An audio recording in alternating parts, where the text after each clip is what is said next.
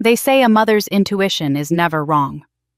When my phone lit up at 9:47 p.m. on Christmas Eve with a text from my mother, just 5 words, "She must learn her place." Every instinct screamed at me to leave my shift at the hospital and drive through the blizzard to my parents' house. What I found when I arrived destroyed me.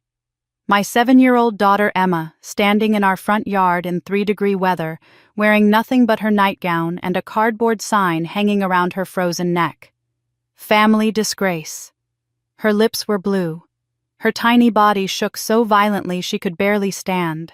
And through the frost-covered window I could see them, my father, my mother, my perfect sister, Victoria, and her daughter Harper, sitting by the fireplace sipping hot cocoa, laughing like nothing was happening. For 2 hours, they let my baby freeze outside because she spilled water at dinner. In the house I'd been paying for without even knowing it. I didn't scream. I didn't cry. I did something they never expected. I took a picture. 2 days later, that photo went viral and the entire world saw what my perfect Christian family really was. But that was just the beginning. Because when I started digging into my family's past, I uncovered secrets buried for 50 years, victims who were silenced, money stolen, and a video that proved everything. What happened next tore apart my family, my town, and exposed a legacy of abuse disguised as faith. This is the story of how I turned one frozen night into a reckoning no one saw coming. And trust me, you won't believe where this goes. My name is Sabrina Monroe. I'm 35 years old, a night shift nurse at Riverside General Hospital, and a single mother trying her best to raise her daughter Emma with the love and stability I never had growing up. I thought I'd broken free from my family's darkness when I moved into that cramped apartment above the hardware store on Main Street. I thought I'd protected my daughter from the Monroe legacy. I was wrong.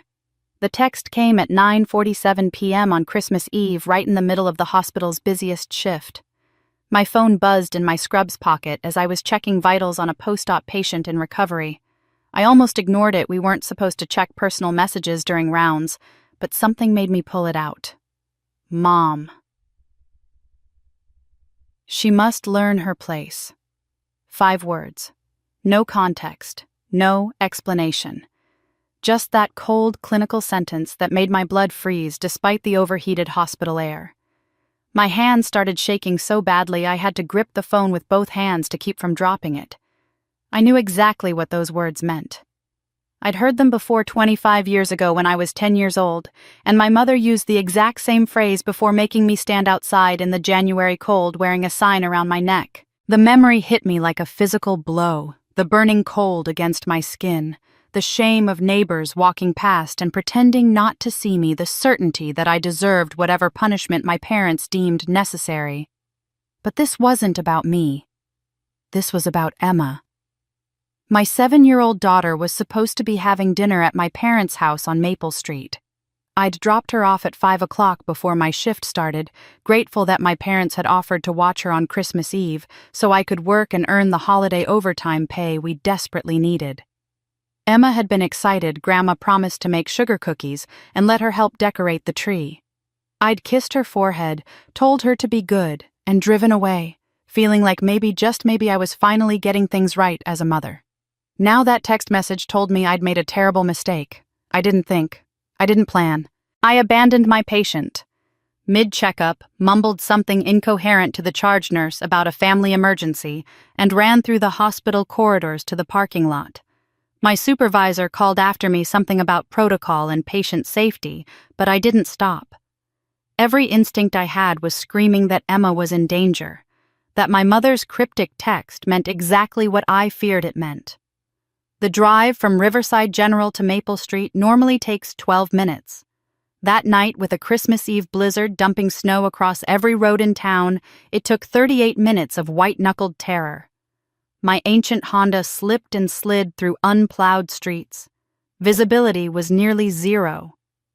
Other drivers crept along at 15 miles per hour, their hazard lights blinking through the swirling snow. I passed them all, hands gripping the steering wheel so hard my knuckles went white, whispering prayers I didn't really believe in anymore. Please let her be okay. Please let me be wrong. Please let this be my own trauma making me paranoid. But I wasn't wrong. I pulled up to 428 Maple Street at 11:43 p.m. I know the exact time because I checked my phone immediately, already thinking about evidence, about proof, about making sure this time someone would believe me. The Monroe house looked picture perfect in the falling snow, a 2-story colonial with pristine white siding, black shutters, and enough Christmas lights to rival a shopping mall display. Colored bulbs outlined every window wrapped around the porch columns, traced the roofline in brilliant reds and greens and golds. A lit-up nativity scene stood proudly in the front yard. It was the kind of house that made people slow down while driving past, made them point and say, "Now that's a family that loves Christmas." But there, standing in the middle of that perfect yard beneath those cheerful, twinkling lights, was my daughter. Emma stood motionless in the falling snow, wearing only her thin pink nightgown, the one with the little flowers that she'd picked out herself at Target 3 months ago. Her feet were bare on the frozen ground. Her small arms hung limp at her sides. And around her neck, hanging from a piece of rough twine, was a cardboard sign with words written in thick black marker. Family Disgrace. Her lips were blue. Her face was so pale it almost glowed in the Christmas lights. Her body trembled with violent shivers that I could see even from the car. I was out of my Honda and running before I'd even fully processed what I was seeing. The snow soaked through my scrubs immediately. The cold bit through my thin work shoes. None of it mattered. The only thing that mattered was Emma, my baby, standing frozen and alone, while inside the house through the frost-covered front window I could see them. My father Richard sat in his leather recliner by the fireplace, his Bible open on his lap. My mother, Patricia, perched on the sofa, her posture perfect as always, a cup of something steaming in her hands. My sister Victoria lounged in the armchair, her highlighted hair catching the firelight, her expression relaxed and content. And Victoria's daughter Harper, 10 years old and rosy-cheeked, sat cross-legged on the floor with a mug of hot chocolate, laughing at something someone had said. They looked like a Christmas card. A perfect family, enjoying a perfect holiday evening by a perfect fire. And 30 feet away through the window, they could easily see if they bothered to look, my daughter was freezing to death. I carried Emma past them without a word, heading straight for the bathroom where I could run warm water and assess the damage. My mother stood up from the sofa, her face twisted with indignation rather than concern. She blocked the hallway with her body, her voice sharp and cold in a way that still made my stomach clench even at 35 years old. "We weren't finished with her lesson, Sabrina." I didn't respond. I couldn't trust what would come out of my mouth if I opened it. I simply shifted Emma's weight in my arms and moved around Patricia like she was a piece of furniture in my way. Behind me, I heard my father's voice, that deep, authoritative rumble that had commanded respect in this town for as long as I could remember. "You're undermining our discipline, Sabrina. This is why you failed as a parent." The words landed like they were designed to hitting every insecurity I'd carried since my divorce 3 years ago. But I kept walking. I had to focus on Emma. Nothing else mattered. In the living room, Victoria hadn't even bothered to stand up. She lounged in the armchair like a queen on her throne, her perfectly manicured hand resting on her daughter Harper's shoulder. As I passed with Emma shivering in my arms, Victoria leaned down and whispered something to Harper. The 10-year-old giggled, her hand covering her mouth in a gesture I recognized from 1,000 childhood moments when Victoria had made me the punchline of her private jokes. The bathroom was the only place in the house where I could lock the door. I set Emma on the closed toilet seat and turned on the bathtub faucet, testing the temperature obsessively. Not too hot, that could cause shock when applied to hypothermic skin. My nursing training took over, giving me something concrete to focus on, besides the rage and horror churning in my chest. I stripped off Emma's frozen nightgown and began checking her extremities for frostbite. Her fingers were white and waxy. Her toes had lost feeling. The skin on her cheeks was mottled red and white, the telltale sign of cold injury.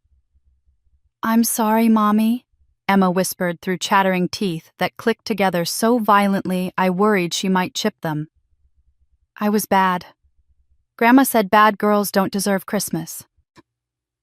That's when my heart shattered completely, because I heard myself in those words. I heard the 8-year-old Sabrina who'd been locked in the basement for 6 hours, the 10-year-old Sabrina who'd stood in the January cold with a sign around her neck, the 12-year-old Sabrina who'd learned that silence was the only way to survive in the Monroe household. The Monroe family was Riverside royalty, and everyone in our small Indiana town of 8,000 people knew it. My father, Richard, had been a church elder at First Baptist for 30 years. He was the deacon everyone consulted, the Sunday school superintendent, whose classes were always full, the man whose handshake sealed deals, and whose word carried weight in every corner of town. When Richard Monroe said something was right, people believed him. When he said something was wrong, it became wrong by consensus. My mother, Patricia, matched him perfectly. She'd been Ladies' Auxiliary President for 15 years, organizing bake sales and mission trips and the annual Christmas tea that was the most sought-after invitation in Riverside.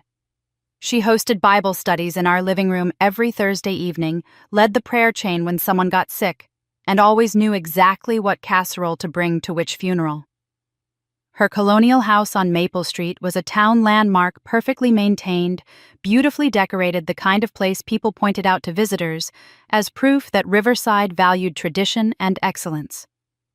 Every Sunday morning, the Monroe family sat in the third pew from the front at First Baptist Church. Richard and Patricia in the middle, their backs straight, and their Bibles open to whatever passage Pastor Williams was preaching about. For years, Victoria and I flanked them, our Sunday dresses ironed and our hair brushed until it shined. We looked like the ideal Christian family.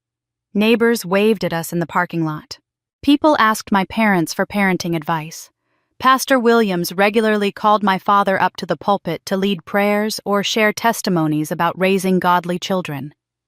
The town saw us as pillars of Christian values, as proof that old-fashioned discipline and biblical principles created good citizens and strong families. What they didn't see was what happened behind the closed doors of that beautiful colonial house. Victoria had always been the golden child. 3 years older than me, she'd learned early how to navigate my parents' impossible standards. By the time she was 15, she'd perfected the art of appearing perfect. She married Andrew Sterling when she was 22. Andrew, whose father was also a deacon, whose family owned the largest insurance agency in town. They bought a pristine colonial 3 blocks from my parents' house. Victoria became PTA president at Riverside Elementary. She volunteered at church, hosted Bible studies for young mothers, and posted endless Instagram photos of her blessed life Harper in her piano recital dress, family dinners around a farmhouse table, devotional books artfully arranged next to coffee cups. Meanwhile, I was the family disgrace. I'd married Jack Murphy at 23, Jack who worked as a mechanic and rode a motorcycle and didn't attend First Baptist or any other church. My parents had boycotted the wedding. When Emma was born 2 years later, they'd shown up at the hospital with a list of parenting rules I was expected to follow. When Jack and I divorced 3 years ago after he cheated with a woman from the bar where he spent most evenings, my mother's only comment was that I should have tried harder to keep my husband happy. I worked night shifts at the hospital because they paid slightly better and because I couldn't afford childcare during the day. Emma and I lived in a cramped 2-bedroom apartment above Henderson's hardware store on Main Street. The building was old and drafty. The pipes banged in winter. But it was ours, and I'd scraped together the security deposit with my own money, and nobody there told Emma she was a disgrace. The favoritism between Victoria and me had never been subtle. It was doctrine in the Monroe household as fundamental as the Bible verses my parents quoted to justify every decision. Victoria could break curfew and be given understanding. I could come home 5 minutes late and be grounded for a month. Victoria could lie about her grades and be believed when she blamed the teacher. I could tell the truth about anything and be called a liar who was trying to make the family look bad. I learned the rules early. At 8 years old, I made the mistake of telling my 3rd-grade teacher, Mrs. Henderson, that my father had locked me in the basement for talking back at dinner. I'd spent 6 hours down there in the dark, listening to the furnace click and hum, terrified that I'd been forgotten. Mrs. Henderson had been concerned enough to call my mother in for a conference. Patricia arrived at school the next day with a plate of homemade chocolate chip cookies and a sad smile. I sat in the plastic chair outside the classroom while they talked, my legs swinging nervously. When the door finally opened, Mrs. Henderson's concerned expression had transformed into sympathy, but not for me. She patted my mother's arm and apologized for bothering her. Then she looked at me with something like pity and said that some children have very vivid imaginations and need extra attention. That night, my father made me stand in the corner of the dining room for 4 hours, my nose pressed against the wall, my arms at my sides. The family ate dinner behind me. I could smell the pot roast and hear the silverware clinking against plates. My father's voice was calm and measured when he spoke. "You embarrassed this family today, Sabrina. You told lies to your teacher and made us look like bad parents. Liars don't get dinner. Liars stand in the corner and think about what they've done." Victoria sat at the table throughout the meal, and I could feel her watching me from the stairs later that evening as I stood there alone.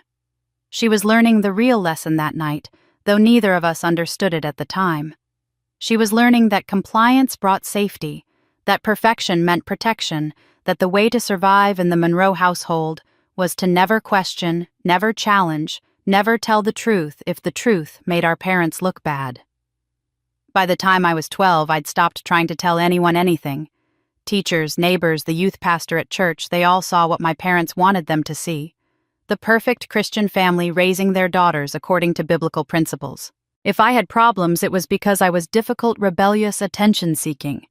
The Monroe family couldn't possibly be doing anything wrong. And that silence became my prison for 23 years. Once I had Emma wrapped in towels and sitting in lukewarm bath water once her shivering had decreased to manageable tremors and some color had returned to her lips, I finally allowed myself to ask the question I'd been dreading. "Baby, what happened? Why were you outside?" Emma's eyes filled with tears, and her chin quivered in that way that always broke my heart. Her voice was so small, I had to lean closer to hear her over the running water. "I spilled, Mommy. I spilled the water, and I couldn't clean it up fast enough." That was it. That was the crime that had nearly killed my daughter. A spilled glass of water. The story came out in fragments as I gently washed her arms and checked her fingers for sensation returning. Emma had been sitting at my parents' dining room table for Christmas Eve dinner. Patricia had used her good china, the delicate set with the pink roses that came out only for special occasions. The tablecloth was the white lace one that had belonged to my grandmother, the heirloom that Patricia protected like it was made of gold thread instead of cotton. Emma had been reaching for the dinner rolls in the basket at the center of the table. She was 7 years old, and the basket was just slightly too far away for her short arms. As she stretched, her elbow caught the edge of her water glass.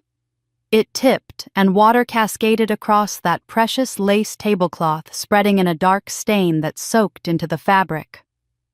Emma had immediately jumped up, apologizing frantically the way children do when they know they've made a mistake. She'd grabbed paper towels from the kitchen counter and tried desperately to soak up the water, but her small hands couldn't work fast enough. The water kept spreading, seeping into the lace, pooling on the polished wood beneath. That's when Patricia's face had gone cold. Emma demonstrated the expression for me, and I recognized it instantly, that mask of icy displeasure that my mother wore better than most people wear smiles. Clumsy. Patricia had said each word precisely enunciated. Careless. Disrespectful. Emma had tried to explain that it was an accident, that she was sorry that she'd clean it up properly, but apparently that had been the wrong thing to say. "Don't you dare talk back to me, young lady," Patricia had snapped, snatching the paper towels from Emma's hands.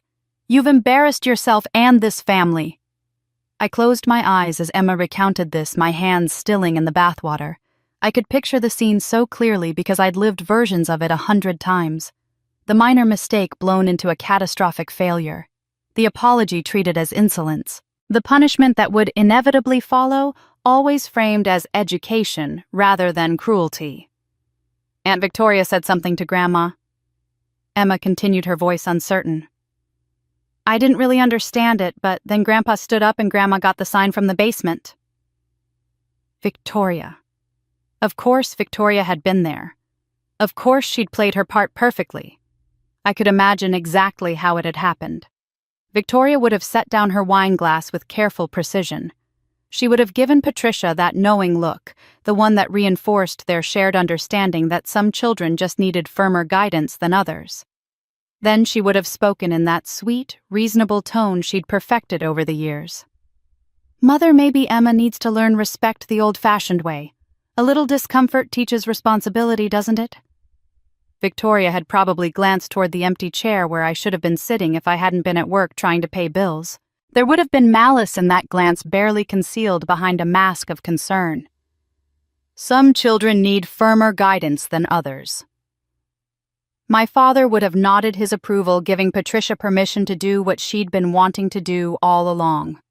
And Patricia's eyes would have lit up with that gleam I remembered from childhood, the look that meant punishment was coming disguised as teaching a lesson and building character.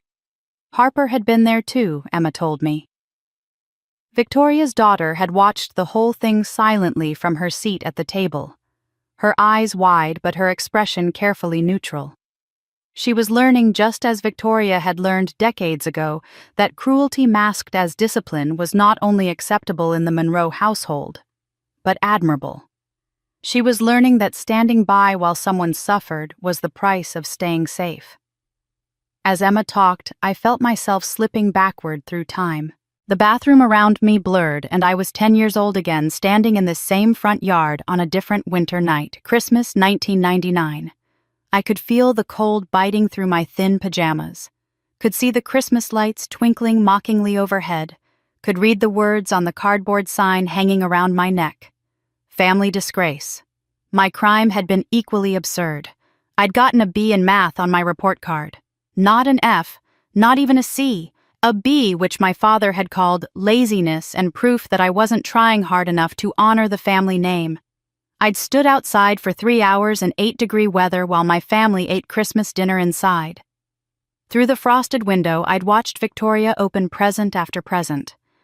I'd seen my father help her assemble a brand new bicycle with pink streamers on the handlebars. I'd heard the laughter and the Christmas carols playing on the stereo, and I'd stood there alone and freezing, wondering what was wrong with me that I couldn't be good enough to deserve warmth. When they'd finally let me inside, I'd been hypothermic and sobbing so hard I couldn't catch my breath. My father had looked down at me with what I'd thought at the time was love, but now recognized as satisfaction.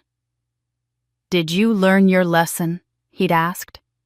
I'd nodded because I couldn't speak, my throat raw from crying in the cold air. "Good," he'd said, patting my head like I was a dog who'd finally learned a trick. "That's how we build character, Sabrina. Someday you'll thank us for caring enough to discipline you properly." I never thanked them. But I did learn the lesson they taught, just not the one they intended. I learned that love in the Monroe family was conditional and cruel. I learned that mistakes were unforgivable sins. I learned that speaking up only made things worse. Now 25 years later, they were teaching the exact same lesson to my daughter. The same sign, the same yard, the same Christmas lights casting their cheerful glow on a child's suffering. The same family inside, comfortable and warm, convinced they were doing the right thing. They had done this before, only this time to my child. But this time would be different. This time, I wouldn't stay silent. This time, I had the power to do what 10-year-old Sabrina couldn't do, what 12-year-old Sabrina had given up trying to do. This time, I could protect my daughter and make sure everyone knew exactly what the Monroe family really was behind their Christian facade. The decision crystallized in my mind with perfect clarity as I sat on the edge of the bathtub, my hands automatically performing the medical assessments my nursing training had drilled into me. I needed to document everything before the evidence disappeared. Before Emma warmed up fully. Before the frostbite faded and the blue tinge left her lips, and someone could claim I was exaggerating or lying or being dramatic the way my family had always accused me of being. I kept Emma in the lukewarm bath just long enough to prevent shock, monitoring her carefully as sensations started returning to her extremities. I knew that transition from numb to feeling would be painful, and sure enough, Emma began to whimper as the blood flow returned to her fingers and toes. The pain was actually a good sign, indicating that the tissue damage wasn't severe enough to have killed the nerves, but watching my daughter hurt was almost unbearable. I lifted her out of the tub and wrapped her in every towel I could find in the bathroom cabinet, then carried her to the living room where I could grab the blankets from the sofa. My family watched me with expressions ranging from irritation to confusion, but nobody moved to help. Victoria still sat in that armchair like a queen holding court, and Harper remained on the floor with her now empty hot chocolate mug, her eyes following my movements with an unsettling blankness. I settled Emma on the couch, cocooned in blankets, and went to the kitchen to make tea. My hands shook as I filled the kettle and set it on the stove, but my mind felt strangely calm, almost detached. I knew exactly what I needed to do, and I knew I had maybe 10 minutes before my family realized what was happening and tried to stop me. While the water heated, I found the honey in the pantry and prepared a mug, making the tea sweet and warm enough to help raise Emma's core temperature, but not so hot it would burn her damaged mouth tissue. When I brought it back to the living room, Emma's teeth were still chattering so violently that the mug rattled against them, but she managed small sips between tremors. I pulled out my phone, and that's when everything shifted. My mother's voice cut through the room before I'd even opened the camera app. "What are you doing?" I didn't answer. I knelt beside Emma and gently tilted her chin toward me, making sure the lighting was clear. The sign still hung around her neck, the words, "Family Disgrace," stark and ugly against her pink nightgown. I took the first photo, the flash illuminating my daughter's tear-stained face and blue-tinged lips. I took another photo focusing on her hands, her fingers still white at the tips where the frostbite had been most severe. I photographed the red rash blooming across her cheeks, the clinical evidence of cold injury that any medical professional would recognize immediately. "Sabrina, put that phone away right now." Patricia's voice had gone shrill, and I heard her standing up from the sofa, but I didn't stop. I was methodical, systematic, capturing every angle. I photographed the timestamp on my phone screen showing 11:43 p.m. I walked to the front door, opened it despite the blast of cold air and falling snow, and photographed the outdoor thermometer mounted beside the porch light. 3 degrees Fahrenheit. I photographed the Christmas lights still twinkling cheerfully, the nativity scene in the yard, the perfect facade of the Monroe household. Then I returned to the living room and took one more photograph through the front window from outside, capturing my father in his recliner, my mother standing now with her hands on her hips, Victoria in her armchair, Harper on the floor. All of them warm and comfortable, while 30 feet away, my daughter had been freezing. The contrast was devastating and damning in a single image. Finally, I opened my text messages and took a screenshot of my mother's message from earlier that evening. She must learn her place. Sent at 9:47 p.m., more than 2 hours before I'd arrived. 2 hours that Emma had spent outside in deadly cold. "Sabrina Marie Monroe, you're making this into something it's not." My father's voice boomed across the room with that authoritative tone that had cowed me for 35 years. "This is discipline, not abuse. You're turning a teaching moment into a crisis because you never learned proper parenting yourself." I saved the photos to 3 different cloud storage accounts, my fingers moving rapidly across the screen. I wasn't going to lose this evidence. I wasn't going to let them convince me I was wrong or crazy or overreacting. The photos didn't lie. The temperature reading didn't lie. The timestamp didn't lie. Victoria appeared in the bathroom doorway, leaning against the frame with her arms crossed. Her expression a mixture of annoyance and something that might have been concern, but probably wasn't. She'd perfected that look over the years, the one that suggested I was being unreasonable and everyone else knew it. "Always so dramatic, Brina," she said, her voice dripping with condescension. "You're going to give Emma a complex by acting like this. Mother and father were just trying to teach her responsibility. You coddle that child too much. That's why she's clumsy and careless." Something snapped inside me then, not into rage, but into a cold, crystalline determination. I looked at Victoria, really looked at her, and saw her clearly for the first time in years. She wasn't my sister anymore. Maybe she never had been. She was just another person who'd chosen compliance over conscience, comfort over courage. She'd watched me suffer as a child and learned nothing except how to avoid being the target herself. I stood up, gathering Emma into my arms, along with all the blankets wrapped around her. My voice was steady when I finally spoke. "Emma and I are leaving. Don't contact us." I walked toward the front door, and my father rose from his recliner, his face reddening with anger. His voice shook the pictures on the walls. "If you walk out that door, you're no longer part of this family. Do you hear me, Sabrina? You'll be cut off. No more help, no more support. You'll be alone, and when you come crawling back because you can't handle being a single mother, we won't be here." I paused at the door. Emma's weight warm in my arms, her damp hair against my shoulder. I turned and looked at my father, my mother, my sister, and my niece, all arranged in that perfect living room like a twisted Christmas tableau. I thought about all the years I'd been terrified of this exact moment of being cut off from the family that had never really accepted me anyway. I'd stayed silent for decades because I was afraid of losing something I'd never actually had. "Good," I said simply. Then I walked out into the snow, carrying my daughter toward my car. Behind me, I heard my father shouting something else, but his words were lost in the wind and the distance I was finally putting between us and them. Emma burrowed closer to me, and I held her tighter, my feet crunching through the fresh snow in the yard where she'd stood freezing just minutes before. That picture wasn't revenge, it was proof.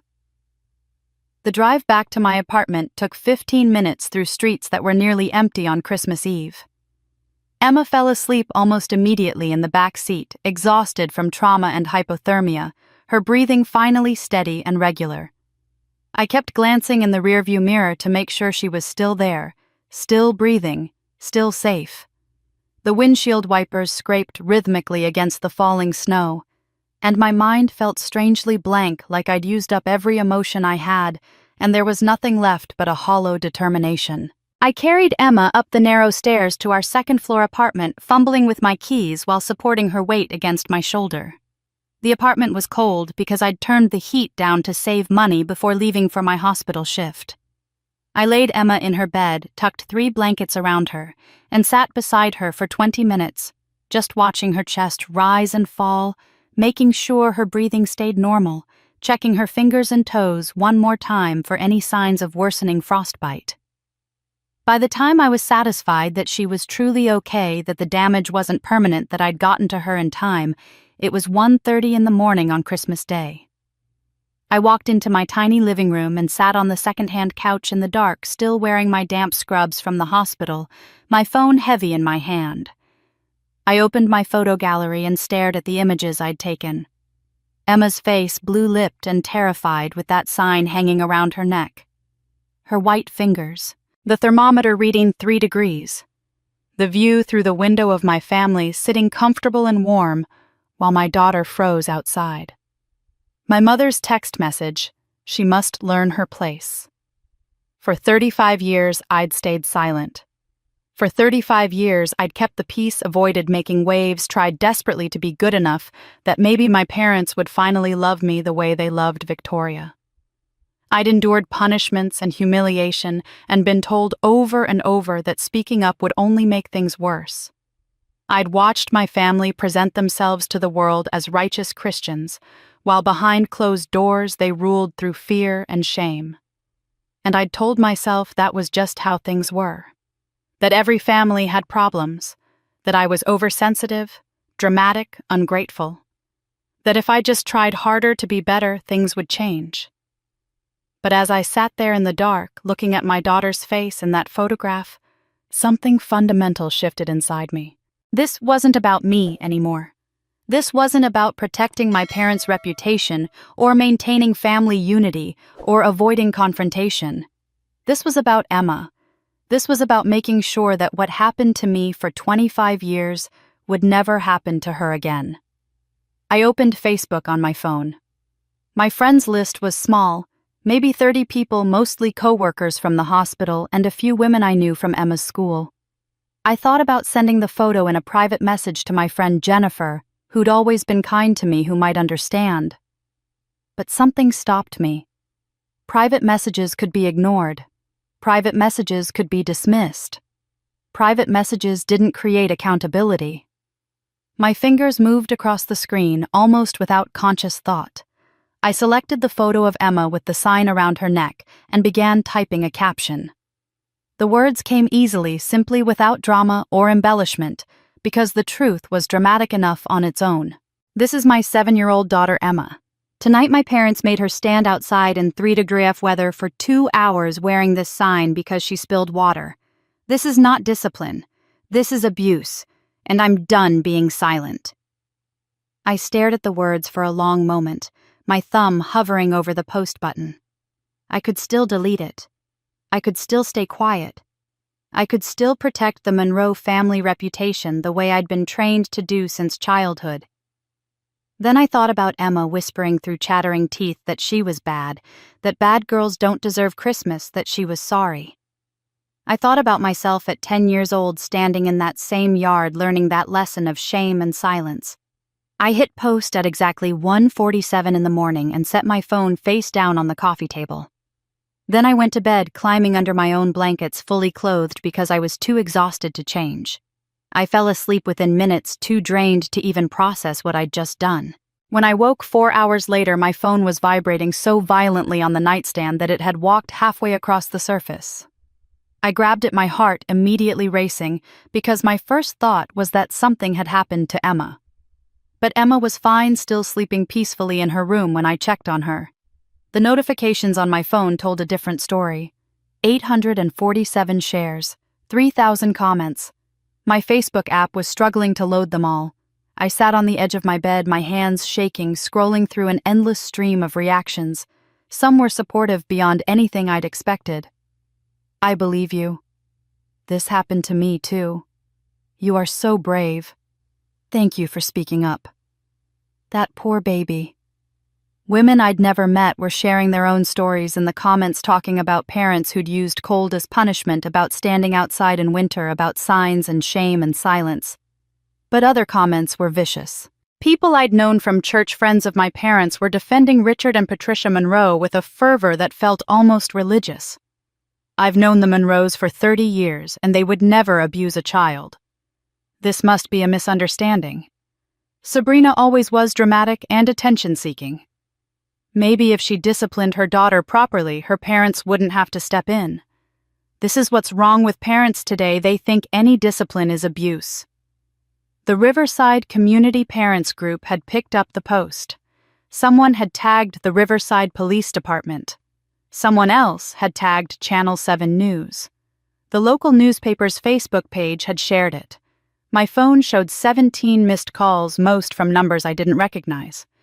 Victoria had called 5 times and left voicemails that I couldn't bring myself to listen to yet. My mother had sent 3 text messages, each one angrier than the last. The most recent one, sent at 8:15 that morning, simply said, "You've destroyed this family's reputation. I hope you're happy." I wasn't happy. I was terrified. I was shaking so hard I could barely hold my phone. I'd intended to share the photo with maybe 10 close friends, people who knew me well enough to believe me. Instead, because I'd been so exhausted and emotional when I posted, I hadn't noticed that the privacy setting had defaulted to public instead of friends only. The entire town of Riverside could see it. Anyone in the world could see it. And they were seeing it, sharing it, commenting on it, spreading it further than I'd ever imagined possible. I scrolled further down through the comments, past the defenders and the accusers and the survivors sharing their stories. And that's when I saw it. An anonymous account with no profile picture, just the default gray silhouette Facebook assigned to new users. The account name was a random string of numbers and letters. The comment had been posted at 4:32 that morning, and it consisted of just 8 words. "You're not the first Monroe child they hurt." I stared at that comment until my vision blurred. My hands had gone cold despite the warmth of the apartment. Someone out there knew something about my family that I didn't know. Someone had created an anonymous account specifically to tell me this. Someone was watching, had been watching maybe for years. Whoever wrote that anonymous comment, they knew something I didn't. I spent the next 3 days in a fog of anxiety and exhaustion. Emma stayed home from the Christmas activities we'd planned, still recovering physically and emotionally from what my family had done to her. She had nightmares every night, waking up crying and confused, and I'd bring her into my bed and hold her until she fell back asleep. During the day, she was quieter than usual, more clingy, flinching at unexpected sounds. Dr. Peterson at the urgent care clinic had confirmed mild frostbite on her fingers and toes, nothing permanent but painful as the tissue healed. My phone never stopped buzzing. The post had been shared over 5,000 times by December 27th. Local news stations had reached out requesting interviews. The Riverside Police Department had sent an officer to take a statement. My voicemail was full of messages I couldn't bring myself to listen to. I'd blocked my parents' numbers and Victoria's, but they found ways to reach me anyway, leaving messages through mutual acquaintances, sending emails that I deleted without reading. The court of public opinion remained divided. Half of Riverside seemed convinced I was a troubled single mother trying to destroy a good family's reputation. The other half believed me and shared their own horror stories about discipline that crossed the line into abuse. The divide fell largely along generational lines, with older church members defending my parents and younger parents supporting me. On December 28th, 3 days after I'd posted that photo, I found a package on my doorstep when I went out to get the mail. It was a small padded envelope, the kind you'd use to mail something fragile with no return address, and my name written in shaky cursive across the front. My first instinct was to be suspicious, maybe even frightened. People had been saying terrible things about me online, and I'd read enough news stories to know that sometimes anger turned into something more dangerous. But I brought the package inside anyway, waiting until Emma was absorbed in coloring at the kitchen table before I opened it in my bedroom with the door closed. Inside was a USB drive, the cheap kind you can buy at any drugstore, wrapped carefully in a piece of flowered stationery. The note was written in the same shaky cursive as my name on the envelope. Dear Ms. Monroe, I am your neighbor Dorothy Blackwell from 428 Maple Street, the house next door to your parents. My security camera recorded everything that happened on Christmas Eve. I am so deeply sorry I didn't intervene that night. I was frightened and thought it wasn't my place to interfere in family matters. But after seeing your post on Facebook, I cannot stay silent anymore. Please use this footage if it helps your case. I am willing to testify to whatever you need. I should have helped your daughter that night, and I will carry that guilt for the rest of my life. Sincerely, Dorothy Blackwell. My hands were shaking so badly I could barely hold the note. Dorothy Blackwell. I knew the name, vaguely remembered an older woman who lived in the house next to my parents, someone who kept to herself and had a beautiful garden in the summer. I'd never really spoken to her beyond polite waves when I'd visit my parents years ago, back before Emma was born, and I still harbored hope that our relationship might improve. And she had footage. Video evidence of what happened to Emma. I grabbed my laptop from the nightstand and plugged in the USB drive with trembling fingers. It took a moment to load, and then a media player opened, showing a grainy black and white security camera feed. The angle showed Dorothy's front yard and driveway, but it also captured a clear view of my parents' yard next door, illuminated by all those Christmas lights I'd seen twinkling so cheerfully that terrible night. The timestamp in the corner read 9:32 p.m., December 24th. I watched as the front door of my parents' house opened and Patricia emerged, her hand gripping Emma's thin arm. Even in the grainy footage, I could see Emma was crying, her small body already shaking. Patricia bent down and placed something around Emma's neck, and I knew without being able to read it that it was the sign. Then Patricia turned and walked back inside, closing the door firmly behind her, leaving my 7-year-old daughter alone in the freezing dark.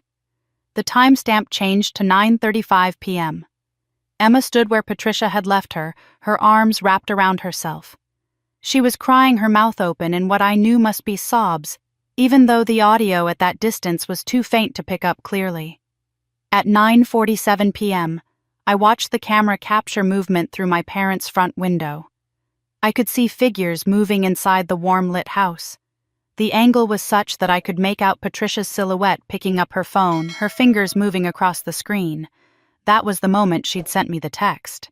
She must learn her place. While Emma stood outside, freezing, my mother had been comfortable enough to text me that cryptic warning. I forced myself to keep watching, even though every frame felt like a knife twisting in my chest. The minutes crawled by on the timestamp.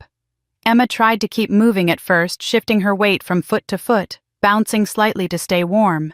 But as time passed, her movements became slower, more lethargic. By 10:15, she was mostly still, just standing there with her arms wrapped around herself, her head bowed. At 10:43 p.m., the audio picked up something that made my blood run cold. Laughter.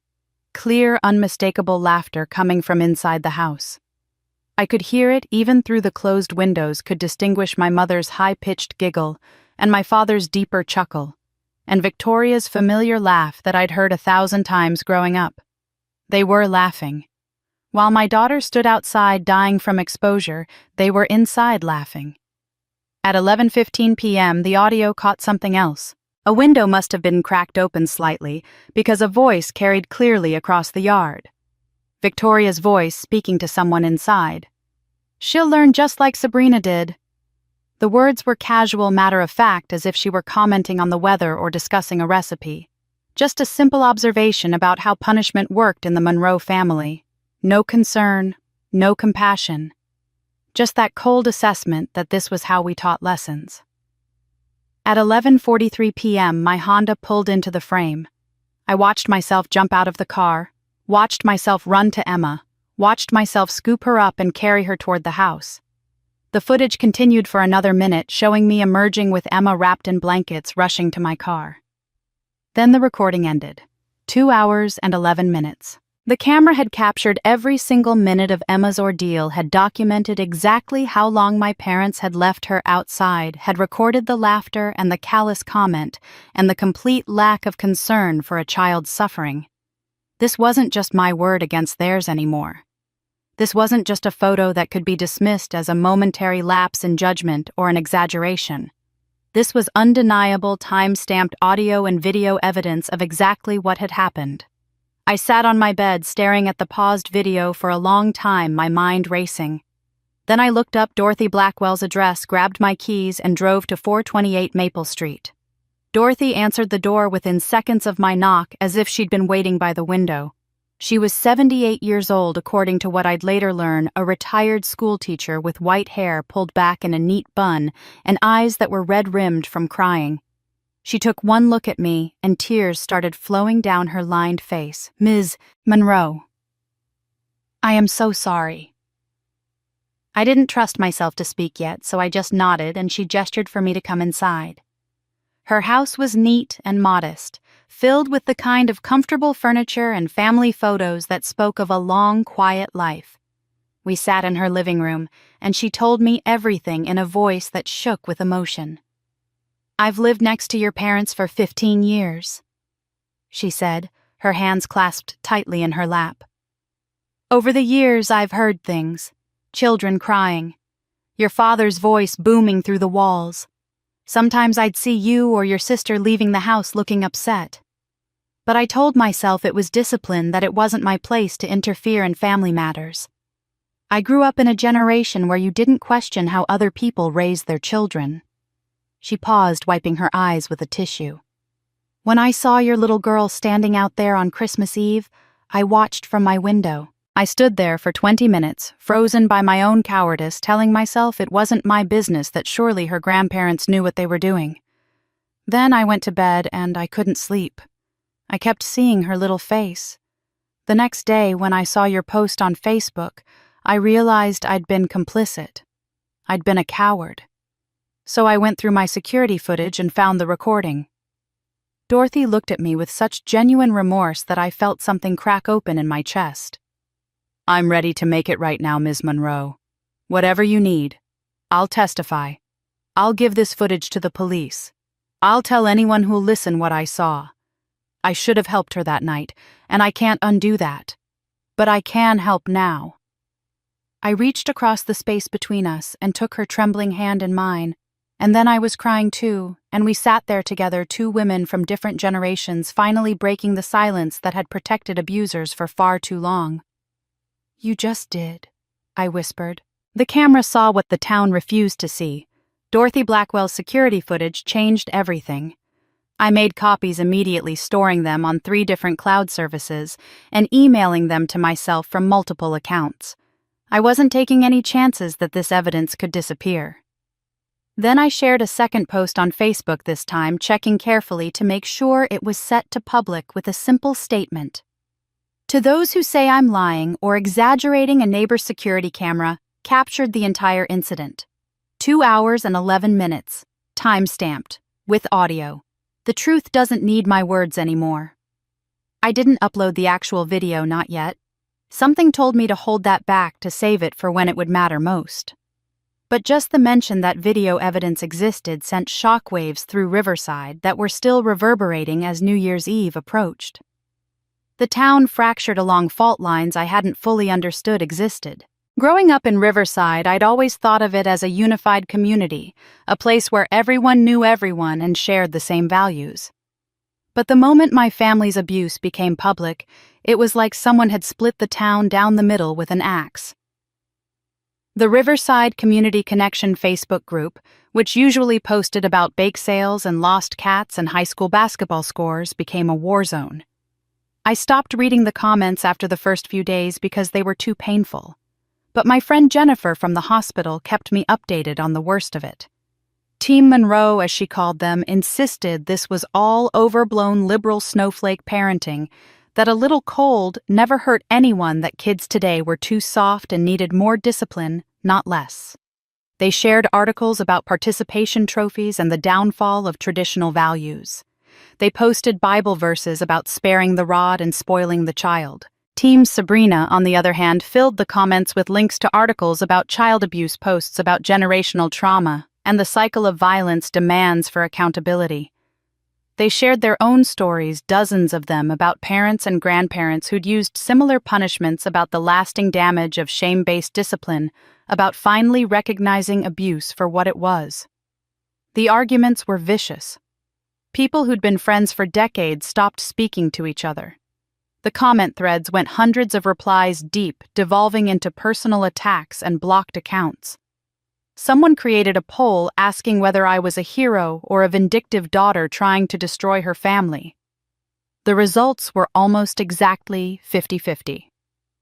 The Riverside Gazette, our local newspaper that usually reported on city council meetings and high school sports, ran a front-page story on December 30th with the headline, "Local Family at Center of Abuse Allegations." They interviewed me, though. I kept my comments brief and factual. They interviewed my parents, who declined to comment beyond a written statement from their lawyer saying the allegations were false and defamatory. They interviewed Dorothy Blackwell, who went on record saying she'd witnessed the entire incident and had video evidence. The story went regional by New Year's Day. Indianapolis news stations picked it up. By January 2nd, I was getting calls from Chicago and Louisville. The story had everything the media loved: a small-town scandal, religious hypocrisy, a sympathetic child victim, and undeniable video evidence. Victoria's carefully constructed perfect life started crumbling almost immediately.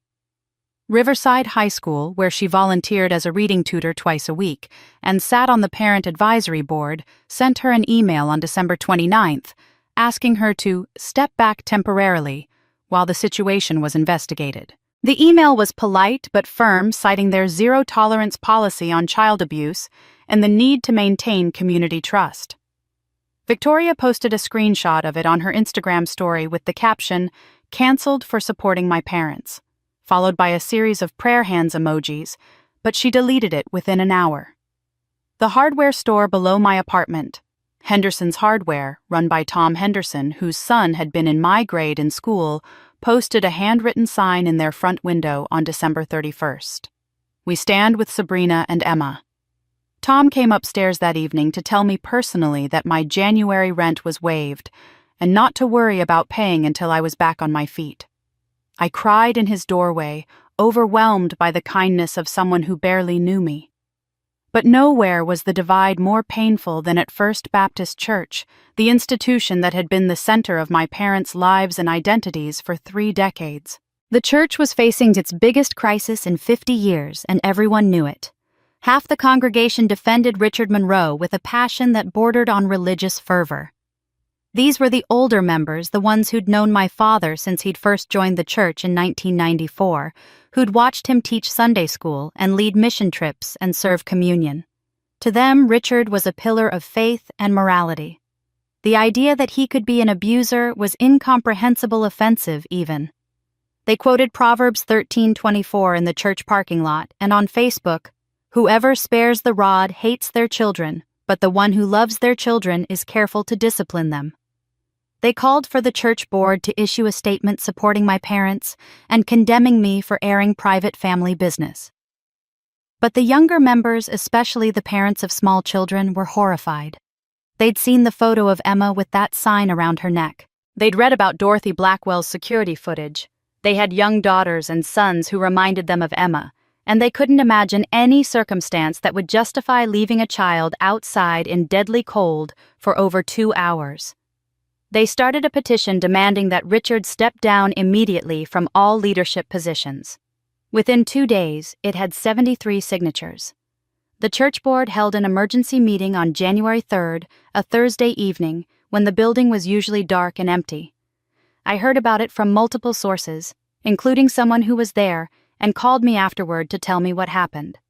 The meeting lasted 4 hours, and got heated enough that voices could be heard out in the parking lot. Pastor Michael Green was only 35 years old, new to Riverside, having taken over the position just 8 months earlier when the previous pastor retired. He was young enough to understand social media and generational trauma, but old enough to want to respect church tradition and the elder board's authority. He was caught between 2 equally vocal factions, both demanding he take a stand, and any stand he took would alienate half the congregation. The statement he finally released on Friday morning satisfied absolutely no one. First Baptist Church takes all allegations of abuse seriously and supports a thorough investigation by the proper authorities. We pray for all involved in this difficult situation and trust that truth and justice will prevail. We ask our congregation to show grace and compassion to everyone affected. It was carefully worded, legally safe, and completely meaningless. The Monroe defenders were furious that he hadn't defended Richard. The anti-abuse faction was furious that he hadn't condemned Richard. The church parking lot on Sunday morning, January 5th, was tense enough that I heard 2 deacons almost came to blows over whether my parents should be allowed in the building. Meanwhile, Victoria launched her own counteroffensive with the precision of someone who'd spent her entire life perfecting the art of manipulation. On January 2nd, she posted a statement on Facebook accompanied by a professional family photo from last Christmas, the one where Emma smiled for the camera in a red velvet dress, and everyone looked wholesome and happy. "My heart breaks seeing my sister Sabrina's pain," Victoria wrote in that measured, compassionate tone she did so well. But this situation has been grossly misrepresented on social media. Our parents are loving grandparents who used appropriate discipline for a child who was acting dangerously. Emma was not standing outside for hours as claimed, and she was never in real danger. Sabrina is struggling with mental health issues and the challenges of single motherhood, and we've been trying to support her, but she's chosen to turn this into a public spectacle. We're praying for her healing and asking for privacy during this difficult time, so our family can work through this privately, as we should have from the beginning. The post was a masterpiece of calculated PR. She positioned herself as the caring sister worried about my mental health. She reframed the abuse as appropriate discipline and suggested I was exaggerating or lying about the timeline. She painted my parents as victims of my instability, and she wrapped it all in the language of prayer and family privacy that would resonate with exactly the audience she was trying to reach. Within an hour, the post had 300 comments, almost all of them supportive. "Praying for your family, Victoria. The media always gets these stories wrong. Your sister needs help, not attention. You're handling this with such grace. Church friends, neighbors, people I'd known my whole life, all lining up to tell Victoria how strong she was and how sorry they were that she had to deal with her unstable sister's accusations. The message was clear: Sabrina Monroe was mentally ill, attention-seeking, and vindictive. The Monroe family were the real victims here, and anyone who believed otherwise was naive or didn't know the full story. I read Victoria's post 3 times, feeling something cold and hard settling in my chest. She was doing exactly what she'd always done, protecting herself by sacrificing me, making herself look perfect by making me look broken. And it was working. Then Detective James Foster knocked on my door. Detective James Foster was 48 years old, with graying hair and kind eyes that crinkled at the corners when he introduced himself. He wore a simple navy suit and carried a worn leather notebook, and there was something about his calm, professional demeanor that made me feel slightly less terrified when I opened my door on January 4th to find him standing there with a woman in a gray pantsuit who introduced herself as Ms. Rachel Klein from Child Protective Services. "Ms. Monroe," Detective Foster said gently, "we're here about the incident on Christmas Eve. We've opened a formal investigation into suspected child endangerment, and we need to ask you and your daughter some questions. May we come in?" I stepped aside to let them enter, my heart pounding so hard I was sure they could hear it.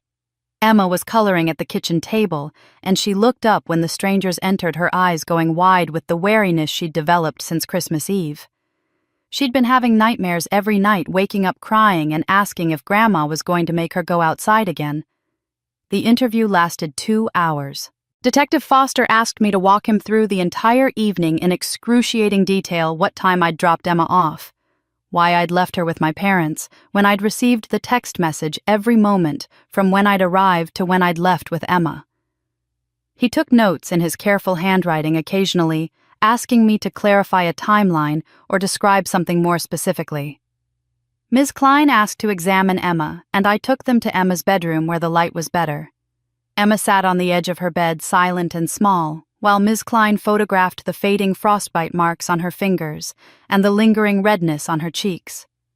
The damage wasn't as severe as it had been Christmas Eve, but it was still visible, still evidence of what had happened. Then Ms. Klein asked to speak with Emma alone, and that's when my anxiety spiked into real fear. I stood outside Emma's bedroom door, listening to the muffled sound of Ms. Klein's gentle questions and Emma's whispered responses. My daughter barely spoke during the interview.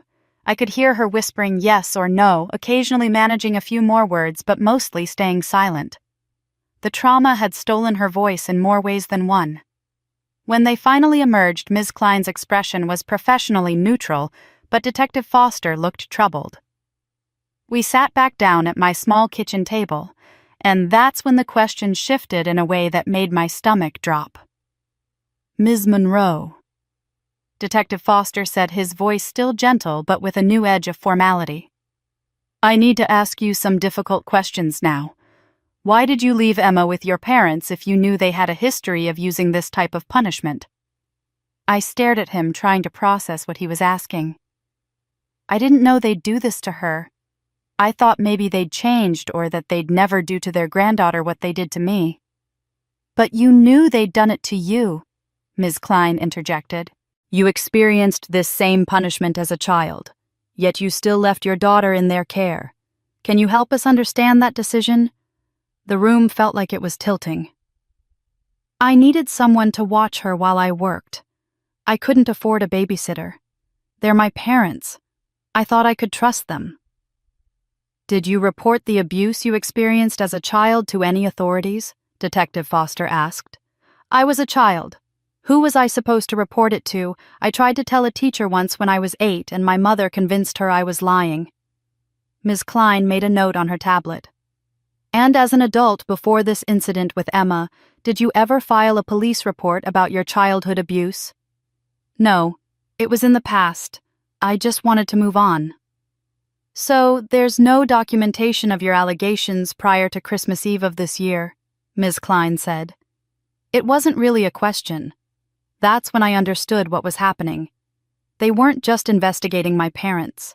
They were investigating me, They were questioning my judgment, my credibility, my fitness as a mother. I'd thought reporting the abuse would bring help and justice. Instead, it had put me under a microscope. The interview ended with Detective Foster telling me they'd be in touch, and Ms. Klein saying she'd need to conduct a home safety evaluation within the next few days.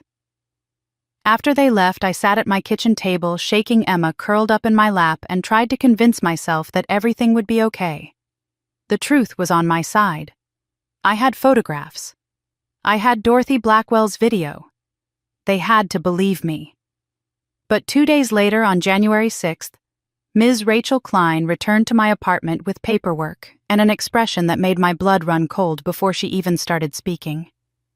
"Ms. Monroe, I need you to sit down," she said, and I knew whatever was coming would destroy me. She explained in her calm professional voice that CPS had determined that while they investigated all parties involved, including evaluating my judgment in leaving Emma with my parents, despite knowing their history of abusive discipline, they needed to place Emma in temporary foster care. 72 hours initially, possibly extended to 2 weeks, depending on what their investigation revealed. "You're taking my daughter." The words came out as barely more than a whisper. "I'm the one who saved her. I'm the one who reported this. I'm the one who broke the silence." "I understand this is difficult," Ms. Klein said, and her sympathy sounded genuine, but it didn't matter because she was still about to take my child away from me. "But until we can clear you of negligent supervision, Emma cannot remain in your custody. This is standard protocol in cases where a parent knowingly exposed a child to individuals with a history of abuse." My world collapsed. Everything I'd done to protect Emma, everything I'd sacrificed by speaking up and posting that photo and breaking apart my family and becoming a pariah in my own town, it all meant nothing because the system saw me as part of the problem instead of the solution. The foster care worker arrived that afternoon, a tired-looking woman in her 50s, with a gentle voice and sad eyes, who'd probably done this terrible task 1,000 times. She explained to Emma in simple terms that she'd be staying with a nice family for a little while, just until some grown-up problems got sorted out. Emma didn't understand. How could she? She was 7 years old and traumatized, and the only person who'd kept her safe was her mother, and now her mother was letting strangers take her away. "Mommy, please!" Emma screamed, clinging to me with a strength I didn't know her small body possessed. "I'll be good. I promise I'll be good. I'll never spill anything again. Don't let them take me. Please, Mommy, please!" I was sobbing so hard I could barely breathe, trying to hold Emma and reassure her while the foster care worker gently but firmly worked to separate us. "Baby, this isn't about you being good. You didn't do anything wrong. Mommy will get you back so soon, I promise. I love you so much. I want to stay with you." Emma's voice was hoarse from screaming. "Mommy, don't let them take me like Grandma did." That comparison broke something fundamental inside me. In Emma's traumatized mind, I was doing the same thing my mother had done, sending her away as punishment. The foster care worker finally succeeded in getting Emma into her arms, and I watched through tears as she carried my screaming, reaching daughter out of our apartment and down the stairs. The silence after they left was absolute and suffocating. I sat on the floor of Emma's bedroom, surrounded by her stuffed animals and coloring books, and understood with perfect clarity what my parents' attorney was doing. I found out later that day when Detective Foster called to tell me. Richard and Patricia Monroe had hired Mitchell Crane, the most expensive defense attorney in the county, known for his aggressive tactics and his ability to get wealthy clients out of seemingly impossible situations. Crane had already contacted Detective Foster with a file full of character witnesses. 20 members of First Baptist Church had signed statements testifying to my parents' exemplary character and parenting. He'd provided Victoria's detailed statement about my mental instability, my history of depression, my struggles as a single mother, my attention-seeking behavior. Crane was arguing that the video evidence from Dorothy Blackwell showed discipline, not abuse. A child standing outside not being beaten or physically harmed, He was implying that I might have staged the photographs, that Emma's frostbite could have happened anywhere, that I was an unreliable narrator with a grudge against my parents and a desperate need for attention. And it was working. CPS had taken my daughter. The investigation was now focused as much on my negligence as on my parents' abuse. The town was divided on whether I was a hero or a villain, and my parents, the ones who'd actually committed the abuse, were sitting in their house protected by an expensive lawyer and a wall of character witnesses. They wanted my silence, and they'd use my daughter to get it. The 2 weeks that Emma spent in foster care were the longest of my life. I was allowed supervised visits twice a week for 1 hour each time, sitting in a sterile room at the CPS office while a social worker watched us interact and took notes on a clipboard. Emma clung to me during those visits, asking over and over when she could come home, and I had no answer that would comfort her. I could only hold her and tell her I loved her and pray that the investigation would clear me soon.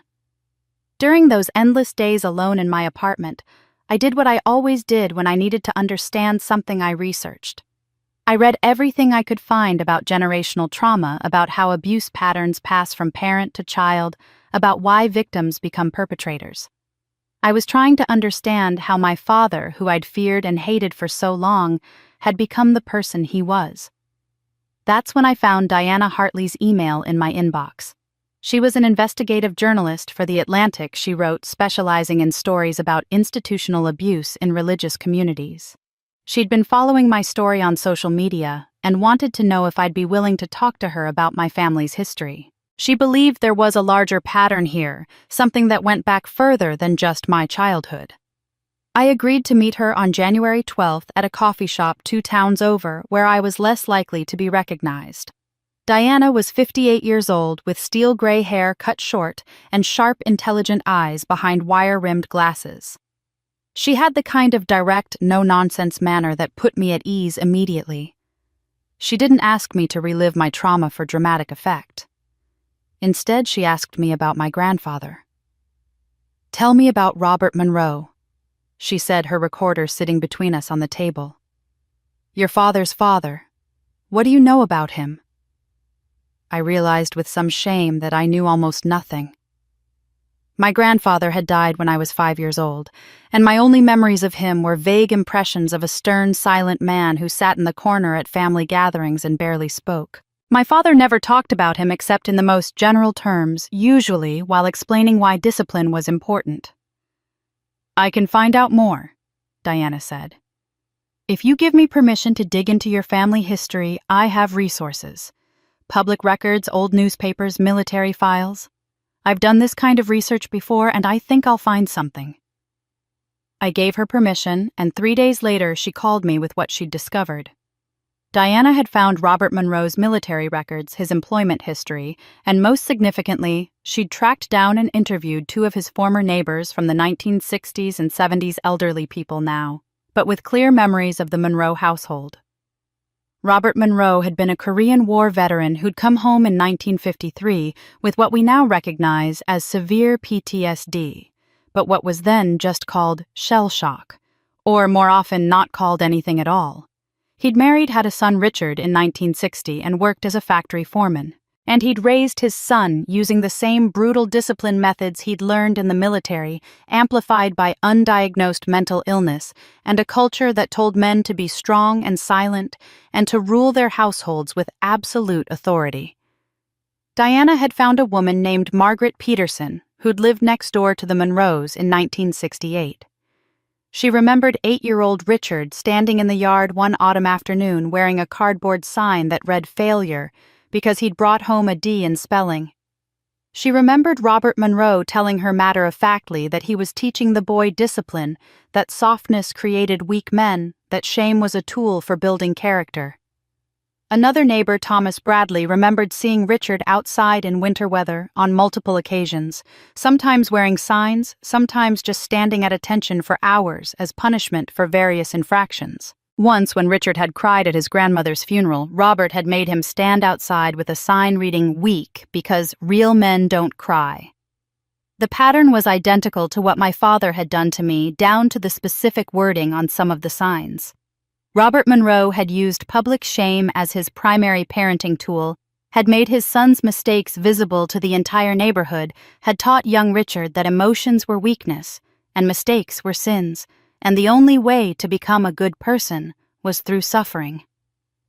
Diana's research painted a picture of systematic, multi-generational abuse that made me see my father in a new and complicated light. He'd been a victim too. He'd learned these methods from his own father, had internalized the belief that this was how you raised strong children, had genuinely thought he was being a better parent than Robert, because at least he wasn't beating his children with a belt the way Robert had beaten him.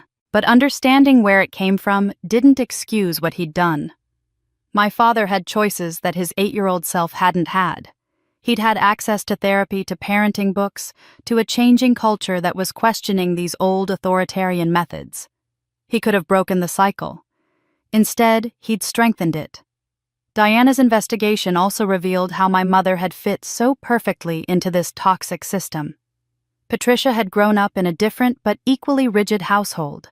Her mother, Eleanor, had been a deeply religious woman who ruled through guilt and righteousness, who believed that children were born sinful and needed to have that sin beaten out of them metaphorically, if not literally. Patricia had learned that love meant control, that a mother's job was to break her children's wills before the world did, that mercy was the same as permissiveness and would lead straight to hell. When Richard and Patricia met at a church retreat in 1978, they recognized something in each other. A shared philosophy, a mutual understanding that the world was becoming too soft, too permissive, that children needed strong discipline and clear boundaries and consequences that actually hurt. When they married in 1980, they made a pact about how they'd raise their future children. Spare the rod, spoil the child. Better to cause temporary suffering than eternal damnation. Victoria was born in 1986, and I followed in 1989. From the beginning, my parents implemented their system of structure, rules, and punishments. But Victoria and I responded to it differently, and that difference shaped everything that followed. Victoria was intuitive even as a toddler. She learned quickly that compliance brought safety, that invisibility was protection, that the way to avoid punishment was to never challenge, never question, never show any hint of the defiance our parents saw as the root of all childhood evil. By the time she was 5, Victoria had perfected the art of being exactly what our parents wanted her to be. I was different.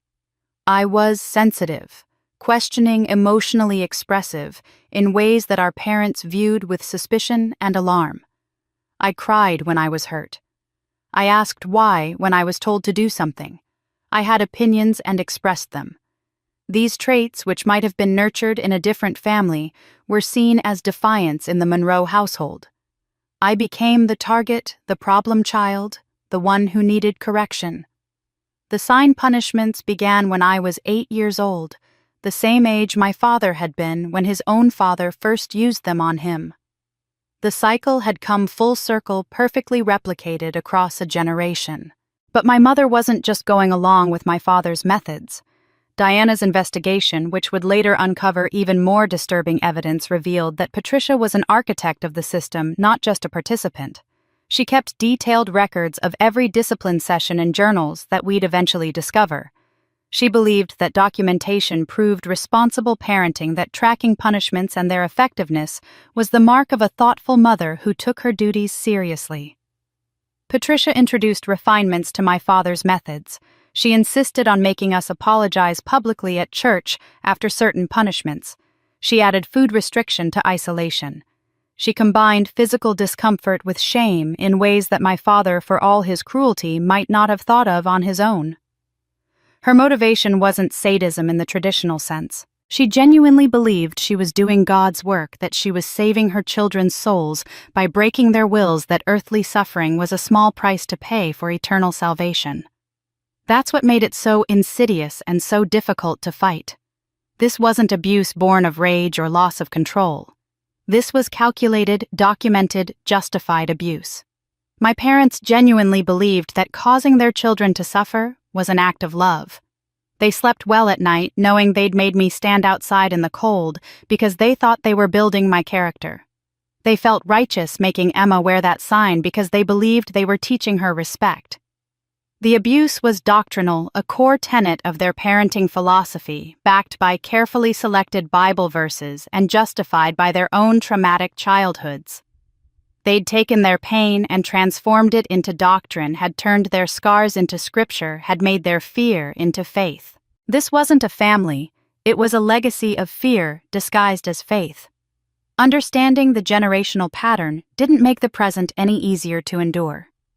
By mid-January, my story had exploded beyond Riverside, beyond Indiana, into the national conversation in ways I never could have anticipated when I posted that photo on Christmas morning. CNN ran a segment on January 15th titled, "Small Town Abuse Case Sparks Debate on Discipline versus Punishment." I watched it alone in my apartment, barely recognizing my own life as the anchor discussed it with a panel of experts who'd never met me or Emma or my parents, but had plenty of opinions about what had happened. A child psychologist argued that leaving a child outside in deadly weather was unequivocally abuse. A conservative commentator insisted that parents had a right to discipline their children as they saw fit without government interference. They talked about me like I was a concept rather than a person. The hashtag #FamilyDisgrace started trending on Twitter, though I didn't have Twitter and only knew about it because people kept telling me. Some survivors were using it to share their own stories of shame-based punishment and religious abuse. Others were using it to argue that parental rights were under attack, that this was just another example of the government overreach into Christian families trying to raise their children according to biblical principles.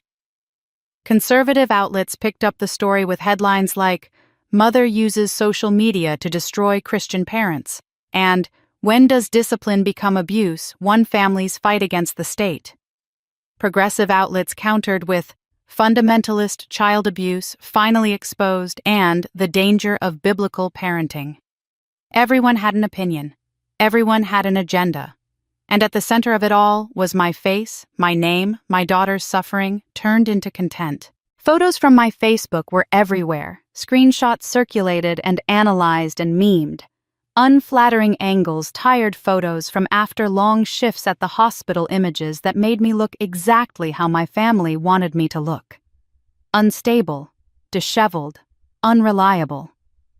I stopped leaving my apartment except for my supervised visits with Emma because reporters had started staking out the hardware store, waiting to ambush me with questions and cameras.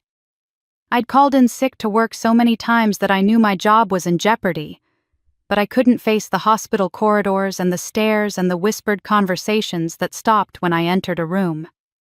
Emma's foster family had to relocate to a different town after someone leaked their address and reporters showed up at their house.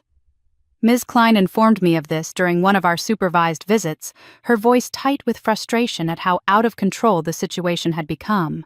Emma was confused about why she had to move again, another disruption in a month that had already shattered her sense of safety and stability. I felt like I was drowning, and then Diana Hartley's email arrived like a lifeline I didn't know I needed. The email came on January 18th, professional and direct.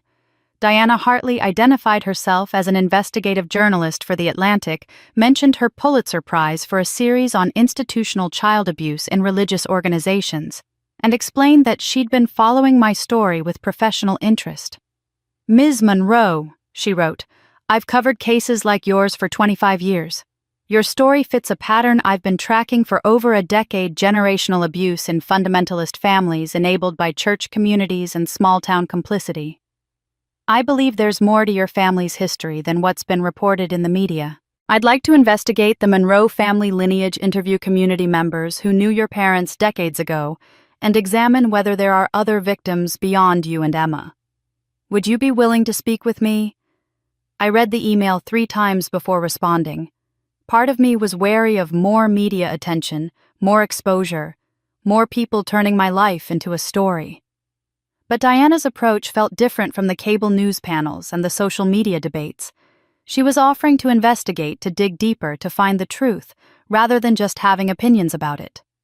And she'd said the words I needed to hear: "I believe you." We arranged to meet on January 22nd at my apartment. Diana arrived exactly on time, a woman in her late 50s with short steel gray hair and wire-rimmed glasses, carrying a leather bag that contained a digital recorder and several notebooks.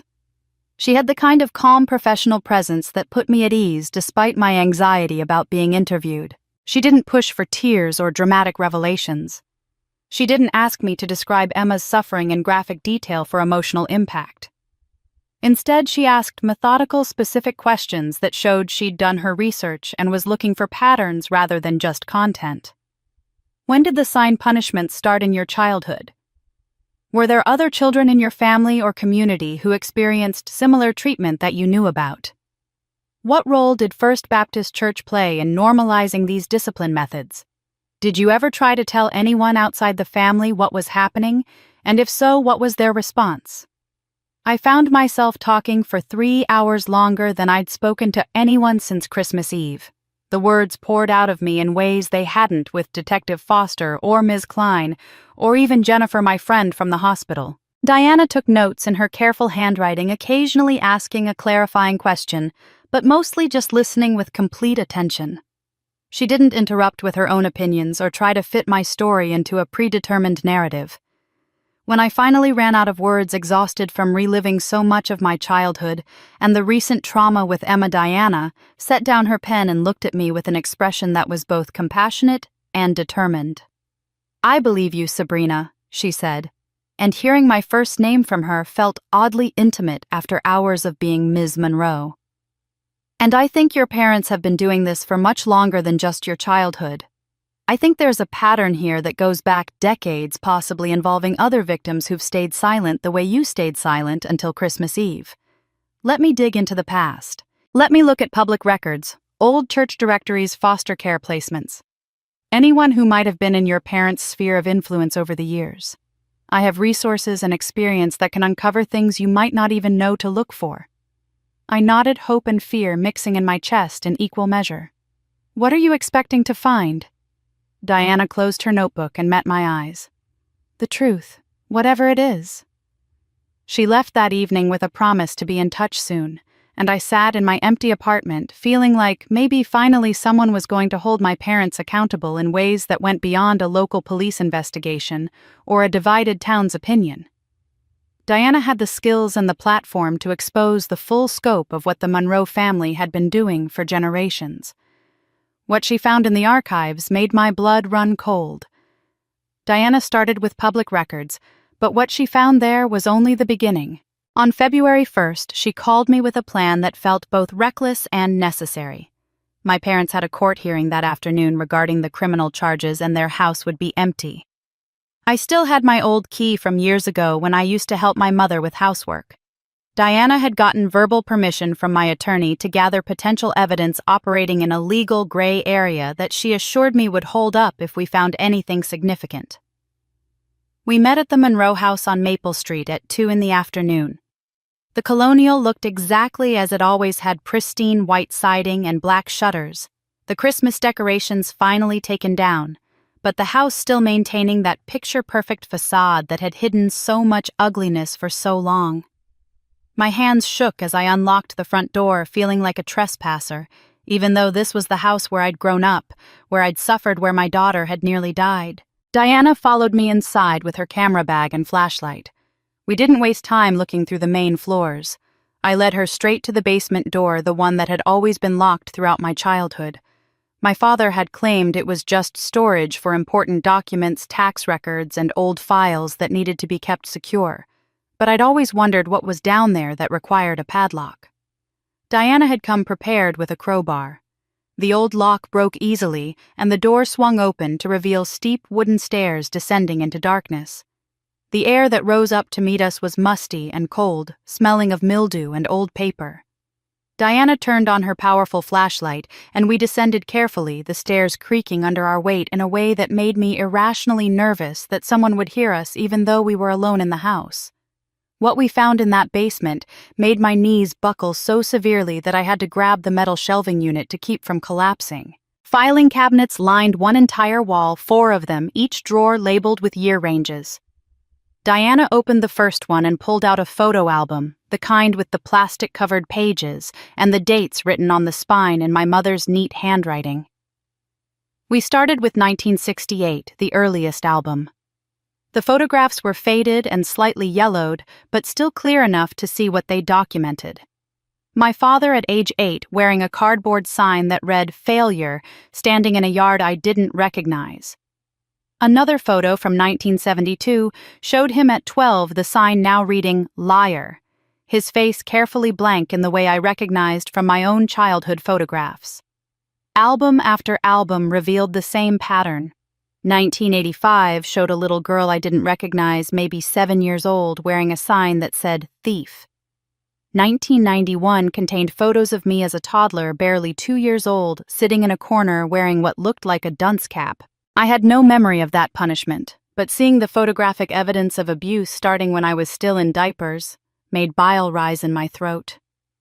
The 1999 album contained the photo I remembered too well myself at 10 years old, standing in the front yard in winter wearing the family disgrace sign that Emma would wear 25 years later. The same sign, possibly, the exact same piece of cardboard preserved and reused across generations like a family heirloom of shame. But it was the later albums that revealed something I hadn't known, something that transformed this from a family tragedy into something much larger and more sinister. Mixed in with photos of Victoria and me were pictures of children I didn't recognize. A teenage boy, maybe 14, in a photo dated 2015 wearing a sign reading "Ungrateful." A young girl, perhaps 11, from 2003, standing outside in the cold. Diana was already cross-referencing the faces with materials she'd brought, including old Riverside yearbooks and church directories. Her expression grew darker as she worked. Finally, she looked up at me, her voice tight with controlled anger. "These are foster children. Your parents took in foster kids through a church placement program between 1995 and 2005. I found the records at the county office last week. At least 5 children stayed with them over that decade, usually for 6 months to a year each." The implication hit me like a physical blow. My parents hadn't just abused their own children. They'd taken in vulnerable kids' children who'd already been removed from dangerous situations, children who were supposed to be protected by the system, and they'd subjected them to the same systematic abuse under the guise of Christian discipline. These children probably had no one to tell no one who would believe them over the respectable Monroe family with their perfect reputation. Diana was photographing every single page documenting the entire archive of abuse spanning 5 decades. I watched her work methodical and thorough while I tried to process the scope of what we'd discovered. This wasn't just generational trauma passed from father to son to granddaughter. This was systematic abuse of any child who came under my parents' power, documented and preserved, like they were proud of it, like these photographs were evidence of successful parenting rather than criminal child abuse. They'd been doing this for generations, and we still didn't know how many victims there were.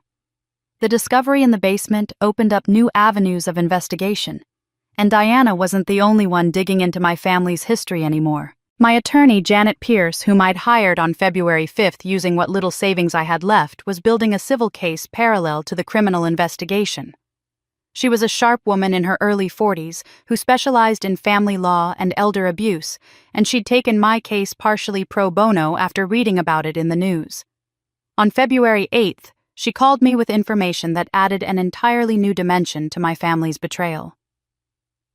"Sabrina, I need you to sit down," Janet said, her voice tight in a way that told me whatever was coming would be bad. "I've been going through property records as part of building your case, and I found something you need to know about.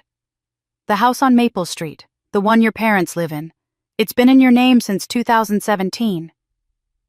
I didn't understand what she was saying at first. "What do you mean it's in my name?" "That's my parents' house. They've lived there for 30 years. "They live there, yes.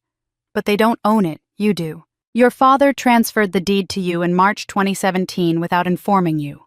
I cross-referenced with county records and found that he was facing a potential lawsuit from a former business partner at the time. Transferring assets to family members is a common way to protect them from creditors, But here's what makes this fraud: you've been sending your parents $1 and $200 every month since 2017, correct? You told me you were helping them with their mortgage. The room tilted. Yes. They said they were struggling after Dad's hours got cut at work. I've been sending them money every month for 8 years. Janet's voice was hard when she responded. Sabrina, there is no mortgage on that house. It was paid off in 2010. You weren't helping with a mortgage. You were paying rent to live in a house you already owned. They've been taking $1,200 a month from you for 8 years while living rent-free in your property. That's $115, $200 that they've stolen from you through fraud and deception. I couldn't speak. I sat in my apartment with the phone pressed to my ear, trying to process what I was hearing. All those years of scraping together that monthly payment, skipping meals sometimes, to make sure I had enough to send them, feeling guilty that I couldn't send more. And the entire time I'd been paying for my own house while they lived there for free, taking my money and never once telling me the truth. But Janet wasn't finished. There's more. I obtained authorization to review your parents' bank records as part of the civil discovery process.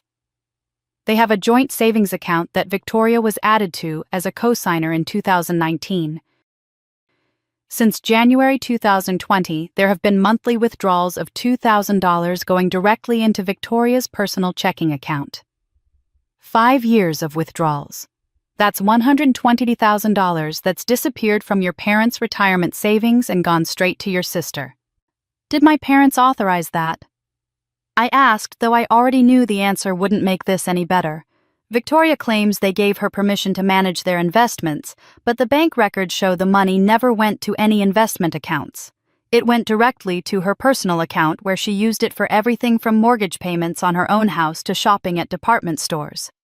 Your parents are in their mid-60s, and by all accounts aren't sophisticated about technology or online banking. They may not have even known Victoria was draining their savings. The picture Janet was painting made me physically ill. While I'd been struggling as a single mother, working night shifts and living in a cramped apartment and sending money I could barely afford to my parents because I thought they needed it, Victoria had been systematically stealing from them, and my parents had been stealing from me. The entire family's financial structure was built on deception and exploitation. So what does this mean legally? I asked. It means you have grounds for a civil suit for fraud and financial exploitation. The house is yours. You can evict your parents and take possession immediately. You can sue them for the money they took from you under false pretenses. And Victoria committed elder financial abuse, which is a crime in Indiana. The prosecutor might be interested in that information. On February 10th, armed with bank statements and property records, I called Victoria. My hands shook as I dialed her number, but my voice was steady when she answered. We need to talk about the money you've been stealing from Mom and Dad. There was a pause, and then Victoria laughed. Actually laughed. Oh, Brina, did you finally figure that out? Took you long enough. You took $120,000 from their retirement account. That's elder abuse, Victoria. That's a crime. Please. Her voice dripped with condescension. Mom and Dad were never going to leave me anything anyway. They always favored you in their weird, twisted way. Sure, they abused you, but you were the one they focused on. You were the one they cared enough about to punish. I was invisible my entire childhood, just the good daughter who never caused problems and never got noticed. So yes, I took what I could. Consider it compensation for being ignored while they obsessed over breaking you.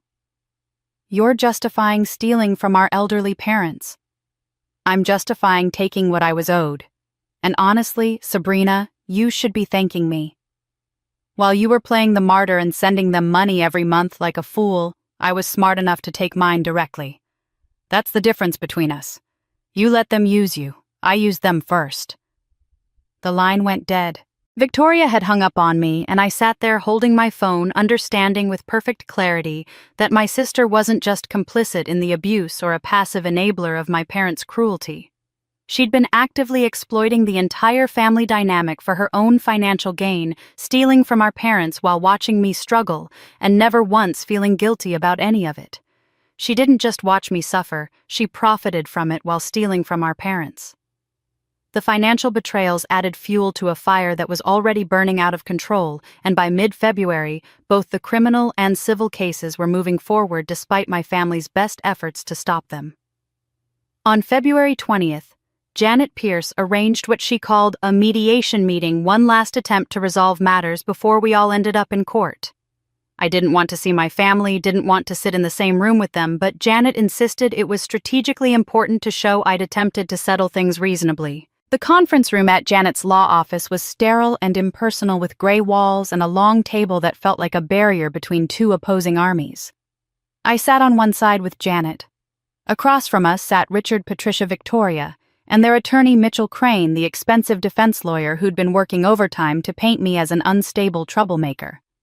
Richard spoke first, his voice still carrying that booming authority that had intimidated me my entire life. "This has gone far enough, Sabrina. You're tearing this family apart with these accusations and lawsuits. All we're asking is that you drop the criminal complaints, return the house deed to us where it belongs, and we'll forget about the money you claim we owe. We can all move on from this terrible misunderstanding, for Emma's sake." Patricia dabbed at her eyes with a tissue, playing the wounded mother with practiced ease. "We love you, Sabrina. We've always loved you. We only ever wanted what was best for you and Emma. Can't you see that?" Victoria leaned forward, her voice taking on that reasonable tone she used when she wanted to sound like the mature one. "Think about Emma Brina. Do you really want her to grow up knowing that she destroyed her family? That because of one mistake her entire family fell apart?" I'd been silent throughout their appeals, letting them make their case, watching them perform this final manipulation. But when Victoria finished speaking, I felt something cold and final settle in my chest. I looked at each of them in turn, and when I spoke, my voice was steady and absolutely cold. "You destroyed this family decades ago. You destroyed me when I was Emma's age.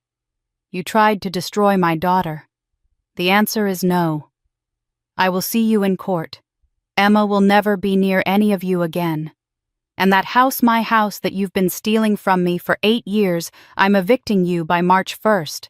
Richard's face went from red to purple, his hands gripping the table edge. Patricia's mouth opened in shock. Victoria's careful composure finally cracked her face, contorting with rage. "You selfish, vindictive—" But before Victoria could finish her sentence, she suddenly gripped the edge of the table, her face draining of all color. She swayed in her chair, her eyes losing focus. Her husband, Andrew, who'd been sitting silently beside her, lunged forward to catch her. Vicky, what's wrong?" Victoria collapsed sideways, and the room erupted into chaos. Andrew was calling 911 while Patricia was crying, and Richard was demanding to know what was happening. I sat frozen, watching my sister being lowered to the floor, watching her husband cradle her head, and feeling nothing but a strange numbness. The ambulance came. We all ended up at Riverside General, the same hospital where I worked, waiting in the emergency room for news. Andrew pulled me aside after about an hour, his face haggard and gray with exhaustion, that I realized had nothing to do with today's events. "I need to tell you something," he said quietly. Victoria was diagnosed with stage 4 pancreatic cancer in early December, 2 weeks before Christmas. The doctors gave her 6 to 12 months at most. She made me promise not to tell anyone. She didn't want pity, didn't want people treating her like she was dying. That's why she's been so aggressive about all this. She's terrified, and she's been lashing out at everyone. The information hit me like cold water. Victoria was dying. My sister, my tormentor, my accomplice in survival was dying, and she'd known it when Emma stood outside freezing. She'd known it when she posted that character assassination on Facebook. She'd known it when she stole money from our parents, and when she laughed at me over the phone. I sat down heavily in one of the plastic waiting room chairs, and suddenly I was remembering things I hadn't let myself think about in years. Victoria at 8 years old taking the blame for something I'd done and getting spanked so I wouldn't be punished.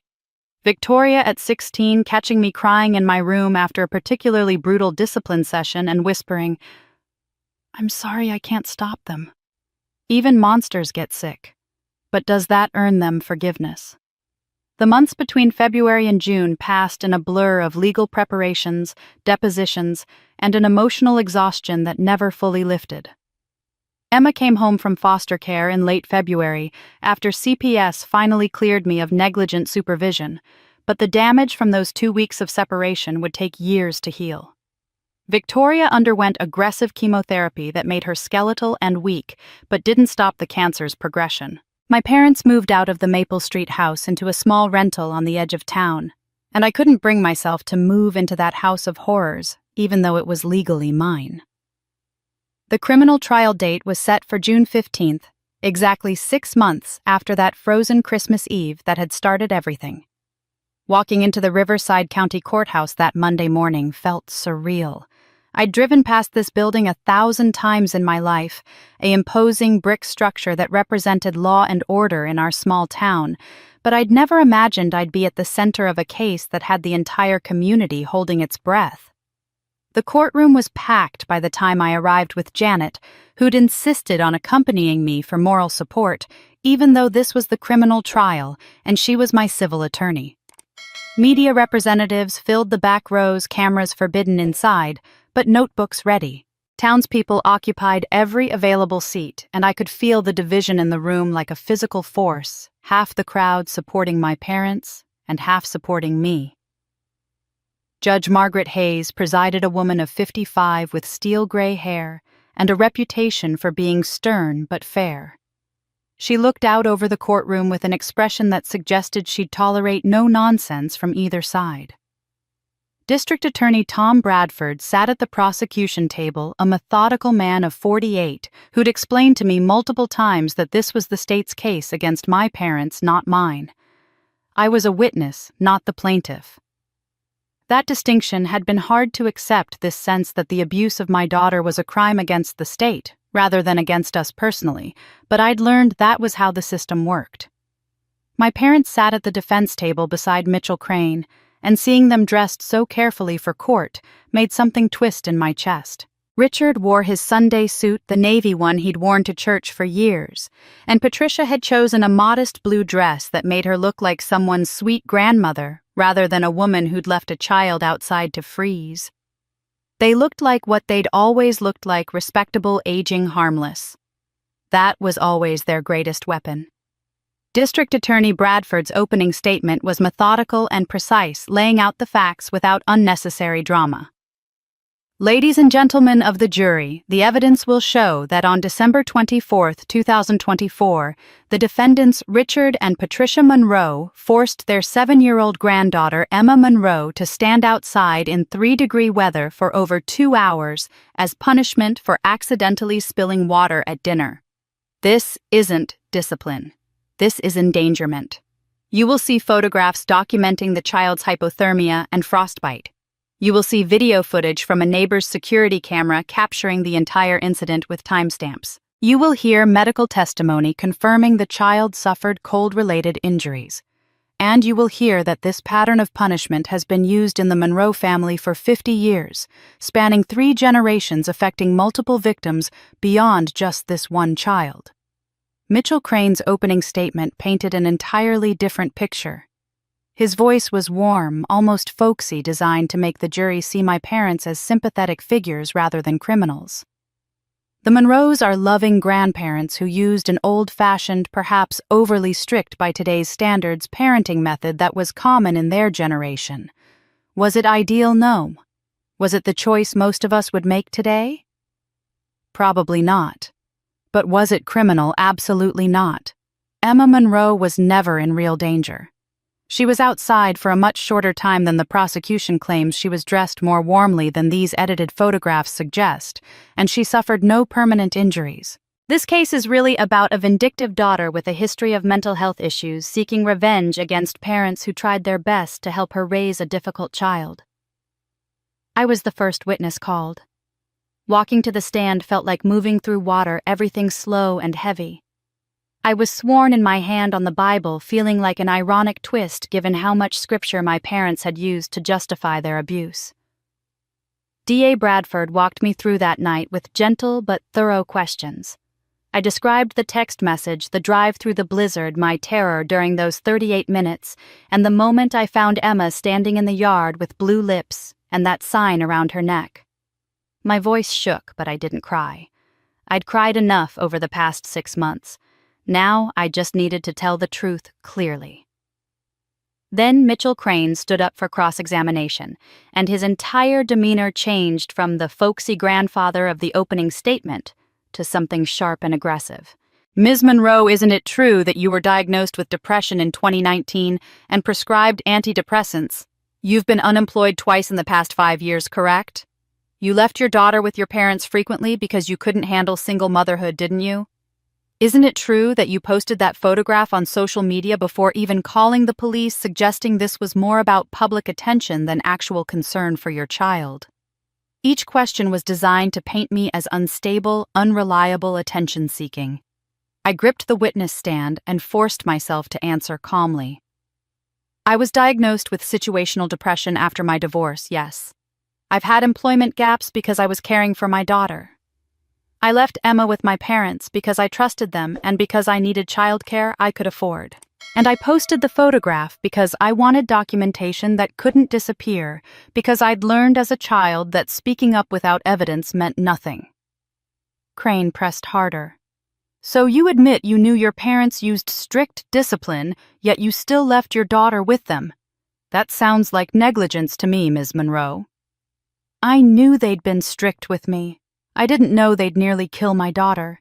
There's a difference between strict and criminal, Mr. Crane. That's why we're here in this courtroom.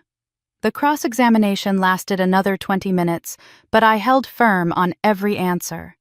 When I was finally dismissed, I walked back to my seat on shaking legs, feeling like I'd just survived something, but not knowing if I'd done well enough. But the most shocking testimony was still to come. The trial continued through Tuesday with medical testimony from the emergency room doctor who'd examined Emma, confirming hypothermia and frostbite consistent with prolonged cold exposure. Dorothy Blackwell testified on Wednesday morning, her voice steady despite her nervousness, describing what she'd witnessed and providing the security camera footage that the jury watched in complete silence. I could see some of the jurors wiping their eyes as they watched Emma standing alone in the cold for over 2 hours, while laughter echoed from inside the house. But it was Wednesday afternoon, day 3 of the trial, when everything changed in a way I never could have anticipated. District Attorney Bradford stood and called his next witness, a name that hadn't appeared on any of the witness lists we'd received during discovery. The state calls Elder Robert Caldwell. The courtroom erupted in gasps and whispered exclamations. I turned to look out the door confused and saw an elderly man entering slowly, leaning heavily on a wooden cane. He was 75 years old, though he looked older, his frame gaunt and his skin carrying that grayish pallor I recognized from working with terminal patients at the hospital. My father's face went completely white, his hands gripping the edge of the defense table so hard his knuckles went bone white. Robert Caldwell had been my father's closest friend for 3 decades. They'd served together as elders at First Baptist since 1995, had led mission trips together, had spent countless hours studying scripture in each other's homes. If anyone represented my father's reputation in the community, it was this man now walking slowly to the witness stand. He was sworn in with a trembling hand on the Bible, and when he sat down in the witness chair, he looked directly at my father for a long moment before turning his attention to D.A. Bradford. Mr. Caldwell. Bradford began gently.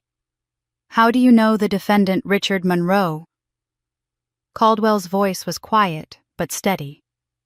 Richard and I have served together at First Baptist Church since 1995. We've been friends for 30 years, brothers in Christ. I've prayed with him, worked alongside him, trusted him with leadership over our congregation. Bradford paused, letting that relationship sink in for the jury. Why are you here today, Mr. Caldwell? The old man's voice cracked and tears began streaming down his weathered face. Because I can't die with this sin on my conscience. The courtroom went absolutely silent. Even the reporters stopped writing. Bradford continued carefully. Can you tell the jury what you witnessed regarding the Monroe family's discipline methods? Caldwell took a shaky breath and began to speak. In January of 2005, I stopped by the Monroe house unannounced one evening around 6 o'clock. I was bringing Richard some books we'd discussed at Bible study. When I walked up to the house, I saw Sabrina standing outside in the front yard. She was maybe 15 or 16 years old. She was wearing a cardboard sign around her neck that said "Liar" in large black letters. It was winter, probably around 25 degrees, and she was shaking from the cold. She'd been crying. I could see the tear tracks on her face, even in the porch light. I felt my breath catch. I remembered that night. I'd told my parents the truth about Victoria breaking a vase, but Victoria had lied and said I did it. When I insisted I was telling the truth, my father called me a liar and made me wear the sign. Caldwell continued, his voice growing stronger even as tears continued to fall. I knocked on the door and Richard answered. I asked him what was happening, why Sabrina was outside like that. He told me, and I remember his exact words, teaching her obedience to God. She lied to her mother and me, and liars need to learn their lesson. I asked how long she'd been out there. He said over an hour. I could see she was shaking violently from the cold. I suggested very gently, because I didn't want to overstep, that maybe it was time to bring her inside. Richard looked at me and said, "Mind your business, Robert. This is how we raise godly children." The courtroom was so quiet, I could hear the clock ticking on the wall. "What did you do then, Mr. Caldwell?" Bradford asked. "I left." Caldwell's voice broke. "I got in my car, and I drove home. I didn't call anyone. I didn't report what I'd seen. I didn't even bring it up with Richard again. I told myself it wasn't my place to interfere in another man's family. I told myself that Richard knew what he was doing, that he was a godly man who must have good reasons. I chose to protect the church's reputation and my friendship over a child's safety. I was wrong. God forgive me, I was wrong, and I've been a coward for 20 years. Mitchell Crane was on his feet immediately for cross-examination, his voice sharp and accusatory. "Mr. Caldwell, you're seriously claiming that you witnessed what you believed was child abuse and said nothing for 20 years, and we're supposed to believe this convenient testimony now?" Caldwell met his eyes without flinching. "Yes, sir. I'm claiming exactly that. I was a coward. I prioritized church unity and my friendship with Richard over a child's welfare. I told myself it was discipline, not abuse, because it was easier to believe that than to do something about it. But I've been diagnosed with pancreatic cancer stage 4. The doctors say I have maybe 3 months left. I won't meet my maker carrying this lie. I won't die knowing I stayed silent when I could have saved that girl from years of suffering." Crane tried several more lines of attack, suggesting Caldwell was senile or seeking attention or had some grudge against my father, but the old man remained steady in his testimony. He admitted his cowardice plainly without trying to excuse it, and that honesty was more powerful than any dramatic denunciation could have been. When Caldwell was finally dismissed, he walked past the defense table, and I saw my father turn his head away, unable to meet his old friend's eyes. Patricia's carefully maintained composure had cracked her face, showing uncertainty for the first time. Several jurors were openly crying, and I realized that Caldwell's testimony had accomplished something that all the evidence and all my words couldn't. It had shown the jury that even people who loved and respected my father couldn't defend what he'd done once they found the courage to tell the truth. Justice doesn't ask for permission. It demands witnesses brave enough to speak truth. The trial concluded on June 22nd with closing arguments and jury deliberations that lasted 3 days. The verdict came back guilty on both counts of felony child endangerment for Richard and Patricia Monroe.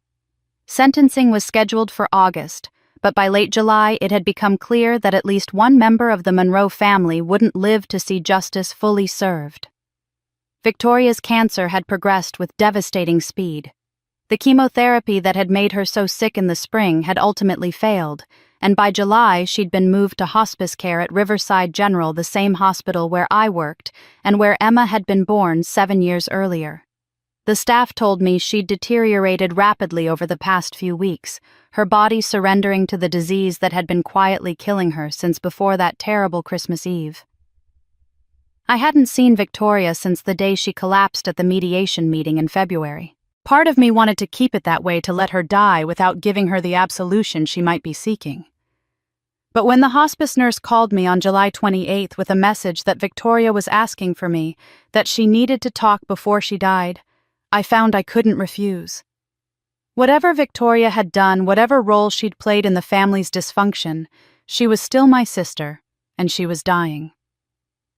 I brought Emma with me, though I left her in the waiting room with Diana Hartley, who'd become something like a protective aunt figure over the past months. Emma was in therapy now, slowly healing from the trauma, but I didn't want her to see Victoria like this. I wasn't sure I wanted to see Victoria like this. The woman in the hospice bed was barely recognizable as my sister. Victoria had always been so carefully put together, so image-conscious, but the person lying there weighed maybe 95 pounds, her skin yellowed by jaundice, her once glossy hair now thin and patchy from chemotherapy. She looked decades older than 38. She looked like she was already halfway to wherever we go when we die. Her eyes opened when I entered, and she gestured weakly for me to sit in the chair beside her bed. When she spoke, her voice was barely a whisper, and I had to lean close to hear her. "Brina, I need to tell you something before I die. When you were 10 years old, standing outside with that sign, I took photos.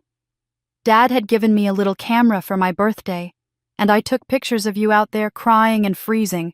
I was going to show them to someone, maybe a teacher, to prove what they were doing to you." I felt my breath catch, not understanding yet where this was going. But Dad found the photos on my camera. He said if I ever told anyone, if I ever showed those pictures to anybody, I'd be next. I'd be the one standing outside. So I deleted them. I chose myself over you, Brina. I saved myself and left you to suffer alone. And I've hated myself every day since. She coughed, the sound wet and painful. That night when Emma was outside, I laughed. You probably remember that. I laughed because if I cried, if I showed any weakness or compassion, they'd know I wasn't really one of them. I survived our childhood by becoming them, by learning to turn off the part of me that cared. And I'm so sorry. I sat there in silence for a long time, tears streaming down my face, trying to process what she was telling me. Victoria had tried to help me once. She'd tried to gather evidence to be brave, and our father had terrorized her into silence, just like he'd terrorized me. We'd both been victims, just in different ways, and she'd spent her whole life hating herself for choosing survival. Finally, I found my voice. You were a child too, Vicky. You were 12 years old. You did what you had to do to survive. I don't know if I can forgive everything you've done since then. But I understand. They broke both of us. They just broke us in different ways. Victoria reached out with her skeletal hand, and I took it gently, feeling how fragile her bones were beneath papery skin. I'm leaving Harper everything. The house, the accounts, all of it. Andrew will manage it until she's older, but it's all for her. Don't let her become what I became, Brina. Promise me you'll help her be better than I was. I promise, I whispered. I'll make sure Harper knows she was loved, and that it's okay to be kind, and that survival doesn't have to mean becoming cruel. Victoria closed her eyes and a small smile crossed her face. Thank you for coming. I don't deserve it. I stayed with her for another hour, holding her hand while she drifted in and out of consciousness. 2 days later, on July 30th, Victoria passed away quietly in the early morning hours. Andrew called me to tell me, his voice hollow with grief. Her confession broke me more than their cruelty ever did, because it revealed we'd all been victims of the same war. Victoria's funeral was small and quiet, held on August 3rd at a funeral home in the next town over, because First Baptist had made it clear the Monroe family was no longer welcome on their premises. I attended with Emma sitting in the back while Andrew and Harper grieved in the front row. My parents sat on the opposite side of the room, and we didn't speak or make eye contact. There were maybe 30 people, total a devastating turnout, for someone who'd once been PTA president and the golden child of Riverside's most prominent family. 9 days later, on August 12th, the jury returned with their verdict after 3 days of deliberation. The courtroom was even more packed than it had been during the trial, everyone wanting to witness this final moment of judgment. Emma sat beside me, holding my hand tightly, and I could feel her trembling as Judge Hayes called the court to order. The forewoman of the jury was a woman in her mid-40s, a mother of 3, according to what Janet had told me during jury selection. She stood when Judge Hayes asked for the verdict, holding a piece of paper that would determine my parents' fate. On the charge of felony child endangerment against Richard Monroe, we find the defendant guilty. On the charge of felony child endangerment against Patricia Monroe, we find the defendant guilty. The courtroom erupted in noise, gasps, and exclamations, and the sound of reporters rushing from the room to file their stories. I covered my face with my hands and sobbed with a relief so profound it felt like my body might collapse from it. Emma squeezed my hand and whispered, "We won, Mommy." And I pulled her close, holding her while she cried too. At the defense table, my father sat completely still, his face carved from stone, showing nothing. My mother broke down, crying, her carefully maintained composure finally shattering, though whether she was crying from genuine remorse or from self-pity and the loss of her reputation, I couldn't tell and didn't particularly care. Sentencing was scheduled for September 15th, exactly 1 month after the verdict. Judge Hayes took her time reviewing the pre-sentencing reports, the letters from community members both supporting and condemning my parents, and the recommendations from the prosecution and defense. When she finally spoke, her voice was measured but firm. "Richard and Patricia Monroe, you have been found guilty of felony child endangerment. The court acknowledges your age, your lack of prior criminal record, and the fact that the victim has physically recovered from her injuries. Therefore, I will not impose prison time. However, make no mistake, this sentence is severe. You are sentenced to 3 years probation with strict conditions. You will complete 500 hours of community service working with child protection organizations, so you can see firsthand the damage that abuse causes. You will attend mandatory parenting classes. You will pay a $10,000 fine to be donated to child abuse prevention programs. And most importantly, you are subject to a permanent restraining order prohibiting any contact with Emma Monroe or coming within 500 feet of her until she reaches age 18. Judge Hayes leaned forward, looking directly at my parents. You used faith as a weapon and discipline as a disguise for cruelty. This court has zero tolerance for child abuse masked as parenting. You will also undergo court-ordered psychological evaluation to determine if further intervention is necessary. My father's face had gone ashen. My mother wept openly. Their fall from grace from pillars of the community to convicted criminals was complete and public and permanent. But the final blow came 5 days later, on September 20th, when First Baptist Church held a special congregational meeting that my parents were barred from attending. Pastor Michael Green, who'd struggled throughout this entire ordeal to navigate between tradition and justice, finally took a definitive stand. He proposed a motion to remove Richard and Patricia Monroe from all positions of leadership and membership, pending genuine repentance and participation in restorative justice processes. The vote was overwhelming, 127 in favor, 18 against. Richard Monroe, who'd been an elder for 30 years, who'd taught Sunday school and led mission trips, and whose handshake had sealed deals, and whose opinion had shaped church policy, was excommunicated from the institution that had been the center of his entire adult life. They built their empire on shame and watched it crumble in the light of truth. The months following the trial and sentencing brought a strange kind of peace, or at least the absence of active crisis. Emma was thriving in therapy, slowly reclaiming her childhood from the trauma. My parents had moved out of the Maple Street house into a cramped rental on the outskirts of town, their social circle reduced to the 18 people who'd voted against their excommunication. I'd won the civil case in late September, receiving a judgment of $115,000 plus the house, though I knew I'd never see most of that money. But at least the verdicts were final, the truth was public, and Emma was safe. In October, I finally decided it was time to deal with the house. I couldn't keep paying utilities on an empty property, and I couldn't bring myself to sell it without at least sorting through what was there. The idea of moving into the house where I'd been abused, where Emma had nearly died, made my skin crawl, but Janet suggested I could renovate it completely, transform it into something new, maybe even rent it out for income we desperately needed.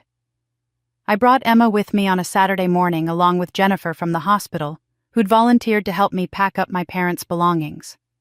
We started in the master bedroom, the room that had always been off limits during my childhood, a sanctuary that my father ruled with absolute authority. Jennifer was clearing out the dresser drawers when I opened the closet and saw them 12 leather-bound journals lined up on the top shelf, each one labeled with year ranges in my mother's precise handwriting. My hands were shaking as I pulled down the first one dated 1986-1990. I sat on the floor of that bedroom and opened it to the first page. Patricia's handwriting, neat and controlled, filled every line. It wasn't a diary in the traditional sense. It was a log, a record, a systematic documentation of every punishment she and my father had ever administered. January 15th, 1997. Victoria, age 11, lied about finishing homework. Stood in corner 2 hours. No tears. Good progress toward self-control. March 3rd, 1999. Sabrina, age 10, math grade B. Unacceptable performance. Sign punishment. 3 hours outside 8° F. She cried extensively. Shows continued weakness and defiance.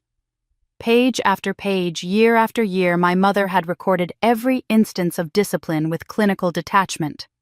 She'd noted the infraction, the punishment, the child's response, and her assessment of effectiveness.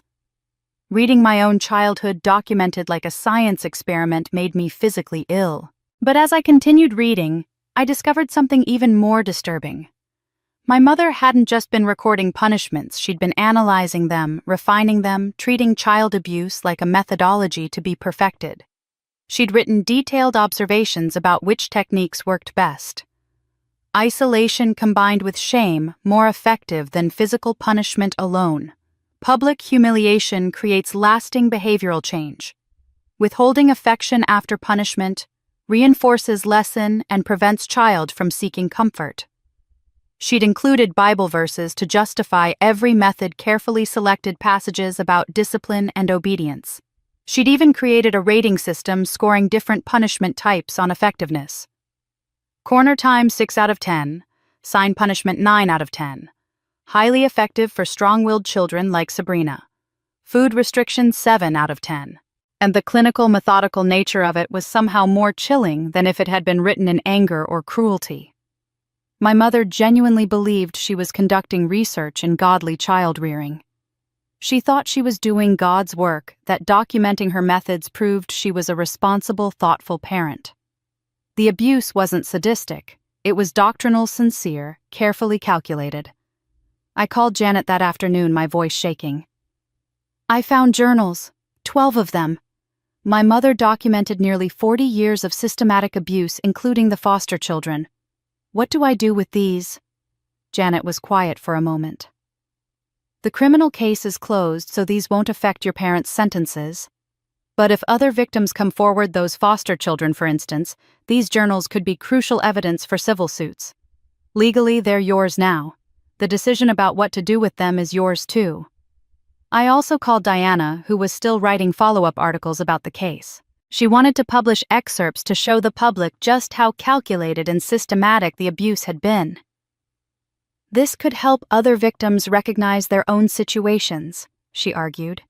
This could change how people think about religious abuse. But I agonized over the decision. Exposing these journals would humiliate my mother further, though part of me felt she deserved that humiliation. They would provide evidence for other victims to seek justice, which seemed right and necessary. But they would also immortalize the abuse in permanent public record, turn my childhood suffering into published content, make Emma's grandmother's cruelty into something people could read over breakfast. Some truths are too heavy to carry alone, but too dangerous to share. While I wrestled with the decision about my mother's journals, Emma was making her own journey toward healing, one that gave me hope even in the darkest moments. She'd been seeing Dr. Lisa Morgan, a child trauma specialist, twice a week since February, and the progress had been slow but steady, like watching a flower bloom in time-lapse photography. In the early months, Emma had barely spoken during her sessions. Dr. Morgan would invite her to play with toys or color while asking gentle, non-threatening questions, and Emma would respond with nods or shakes of her head, sometimes managing a whispered yes or no. I'd watch through the one-way mirror, my heart breaking, as I saw how much of my daughter's natural exuberance had been stolen by one night of cruelty. But by November, almost a year after that terrible Christmas Eve, something had shifted. Emma was talking more, volunteering information instead of just responding to questions. She'd started drawing pictures that Dr. Morgan said were a healthy way of processing trauma. One picture showed Emma standing in the snow with a sign around her neck, dark scribbles surrounding her figure representing the cold and fear. Another picture, drawn a few weeks later, showed Emma holding my hand with a bright yellow sun drawn above us and flowers at our feet. Hope, Dr. Morgan had said, pointing to that sun. She's starting to see hope again. Dr. Morgan taught Emma things I wished I'd learned as a child, that what happened wasn't her fault, that mistakes don't make you a bad person, that love shouldn't hurt or scare you. Slowly, measurably, I watched my daughter heal. The nightmares that had plagued her every night began to decrease in frequency. She stopped flinching when someone raised their voice unexpectedly. Most importantly, she started laughing again, that pure, unself-conscious laugh of childhood that I'd been terrified was gone forever. In one session in early November, Dr. Morgan suggested Emma write a letter to her grandmother with the understanding that she never had to send it if she didn't want to. It was an exercise in expressing feelings safely, in taking power back through words. Emma, now 8 years old, sat at Dr. Morgan's desk with a pencil and carefully wrote in her improving handwriting. "Dear Grandma, I don't understand why you made me stand outside. I was really cold and scared. Mommy says you thought you were teaching me, but you hurt me instead. I forgive you because Dr. Morgan says forgiveness helps me, not you. But I don't want to see you ever again. I hope you learn that love shouldn't hurt. Emma." When Dr. Morgan showed me the letter after the session, I wept in that small office, overwhelmed by my daughter's wisdom and emotional intelligence. She was 8 years old and already understood things about forgiveness and boundaries that had taken me 35 years to learn. Emma decided to keep the letter in a special folder rather than sending it. She didn't need Patricia to read it or respond to it. The act of writing it had been enough. As December approached, I felt anxiety building about how Emma would handle the anniversary of her trauma. Christmas had always been her favorite time of year before last year's nightmare, and I worried that the decorations and cold weather and holiday music would trigger her memories and undo months of progress. But Dr. Morgan helped us create new traditions, new associations with the holiday that would overwrite the painful ones. On Christmas Eve, instead of visiting family or sitting alone in our apartment, reliving last year, Emma and I volunteered at the Riverside Family Shelter. We spent the afternoon decorating a Christmas tree with the children staying there, wrapping donated gifts, and helping serve dinner to families who had nowhere else to go. Emma threw herself into the work with enthusiasm, carefully tying bows on packages and making sure every child got a candy cane. That night, back in our apartment, we baked sugar cookies and watched Christmas movies and built a blanket fort in the living room. At midnight, as we lay together in our makeshift fort with Christmas lights twinkling around us, Emma whispered something that made my heart soar. "Mommy, I'm not scared of Christmas anymore." I pulled her close, breathing in the scent of her shampoo, feeling her warm and safe against me. "Me neither, baby. Me neither." Healing isn't linear. There would still be hard days ahead, moments when the trauma would resurface in unexpected ways. But we were moving forward. The Monroe legacy of pain and shame was being transformed one day at a time into a legacy of resilience and hope. She was learning that survival could transform into strength, Emma was learning to transform her survival into strength, and I was learning something similar. Though my journey was more complicated, weighted down by decades of history that my daughter thankfully didn't carry. In early January 2026, just after we'd celebrated a peaceful New Year together, I received a letter that would test everything I'd learned about forgiveness and understanding. The envelope was postmarked from the county jail. I learned later that my father had been briefly incarcerated for violating his probation by attempting to contact Emma through a church member who'd remained loyal to him. The attempt had been reported, and Judge Hayes had imposed a 30-day jail sentence as a consequence. The letter was written on lined paper in my father's precise, controlled handwriting, the same script that had labeled my childhood punishments in my mother's journals. "Sabrina," it began, "I don't expect forgiveness. I don't deserve it. But before I die and the doctors say I have maybe a year left, heart disease progressing rapidly, I need you to understand where this came from. Not to excuse it, not to ask you to forget. Just so you know the full story." My first instinct was to tear it up and throw it away. I'd spent months in therapy learning that I didn't owe my parents anything, that understanding their motivations wasn't my responsibility. But something made me keep reading. Maybe it was curiosity, or maybe it was the tiny part of me that still remembered being a little girl who desperately wanted her father's approval and love. What followed was the most vulnerable I'd ever seen my father be, even more than what Diana had uncovered about his childhood. He wrote about Robert Monroe, his father, the Korean War veteran, who'd come home shattered and violent.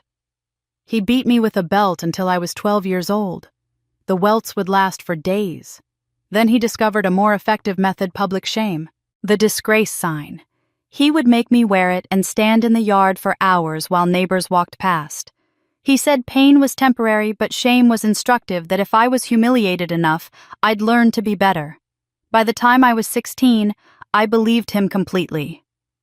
My father described how when he'd married my mother and they'd had Victoria and me, he genuinely believed he was being merciful, even progressive, by using shame instead of physical beatings. I thought I was breaking the cycle, Sabrina. I thought I was a better father than my own because I never hit you the way he hit me.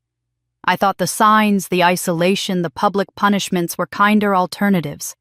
I genuinely believed I was building your character, preparing you for a hard world, teaching you discipline that would serve you well as an adult. He wrote about watching his own father die in 1995 without ever apologizing, without ever acknowledging the damage he'd done. I swore at his funeral that I would never become him, but I did. I became exactly what I hated, and I was too blind to see it until it was far too late. I'm sorry, Sabrina. I'm so deeply sorry. I loved you.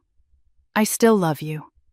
I just didn't know how to show it without trying to control you, without trying to break you into the shape I thought you needed to be. I read the letter 3 times sitting at my kitchen table while Emma was at school, feeling a complicated tangle of emotions I couldn't quite sort out. There was anger, yes, still plenty of anger. But there was also grief for the man my father might have been if he'd gotten help, if he'd recognized the cycle, if he'd chosen differently. There was a terrible compassion I didn't want to feel, understanding that he'd been a victim too before he became a victimizer. Understanding doesn't mean excusing. That's what Dr. Morgan had taught me. I could understand my father's history and still hold him accountable for his choices. I wrote back a single page. Dad, I appreciate your honesty. It helps me understand how you became who you are. But understanding your trauma doesn't erase what you did to me or what you did to Emma. You had choices that your 8-year-old self didn't have. You could have gotten therapy. You could have broken the pattern. You could have chosen differently. I hope you find peace before you die.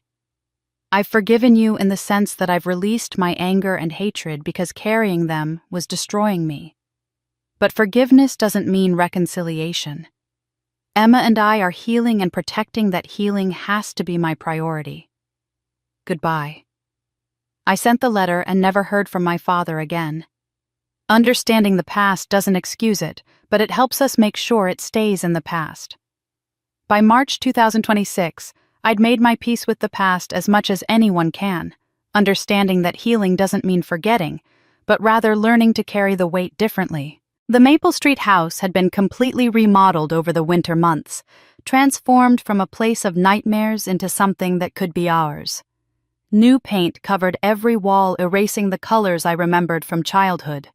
New flooring replaced the surfaces I'd scrubbed while being punished.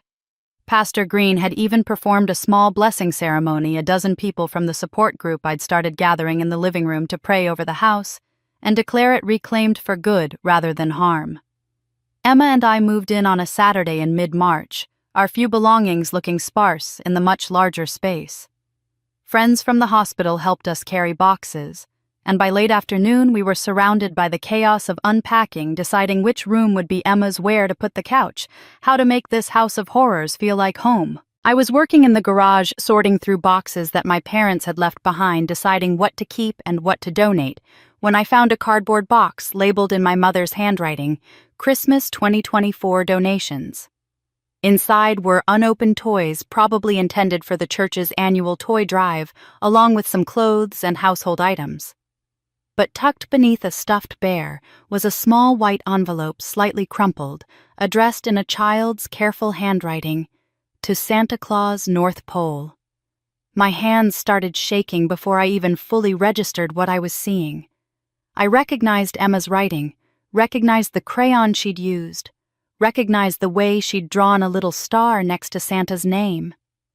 This letter had been written before that terrible Christmas Eve, before the punishment, before everything changed. Emma must have hidden it in this donation box, maybe hoping it would somehow magically reach Santa, maybe just needing a place to put her wish where my parents wouldn't find it. I sat down on the cold garage floor and carefully opened the envelope. The letter inside was written in purple crayon, the letters wobbly and some words misspelled, heartbreakingly innocent. Dear Santa, my name is Emma. I am 7 years old. I was bad today. I spilled water at Grandma's house and she said bad girls don't get presents. Can you give my present to Mommy instead? She is sad a lot and works really hard. She needs presents more than me. Also, can you tell Grandma I'm sorry I try to be good, but sometimes I make mistakes. I promise I'll be better. Love, Emma. P.S. If you have extra magic, can you make Mommy smile more? I read it 3 times before my vision blurred so completely with tears that I couldn't see the words anymore. My 7-year-old daughter, believing she was bad, believing she didn't deserve Christmas, had wanted to give her presents to me. She'd wanted to sacrifice her own joy to make me happy. She'd apologized to Santa for making mistakes, promised to be better, asked for magic to make her sad mother smile. The purity of it, the selflessness of it, the devastating proof of how deeply my parents' cruelty had affected her, even before that frozen night, broke my heart and somehow healed it at the same time. That evening, after we'd ordered pizza and were sitting on the floor of our new living room eating off paper plates, I showed Emma the letter. She was 8 now, stronger and more confident than she'd been a year ago, but when she saw her own handwriting from that terrible time, tears filled her eyes. I remember writing that, she said quietly. I thought Santa wouldn't come because I was bad. I thought if I gave away my presents, maybe Grandma wouldn't be so mad.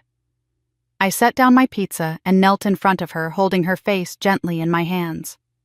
Baby, listen to me. You were never bad, not for 1 second of your life. You are the best, kindest, most beautiful soul I have ever known. And you know what Santa did get your letter.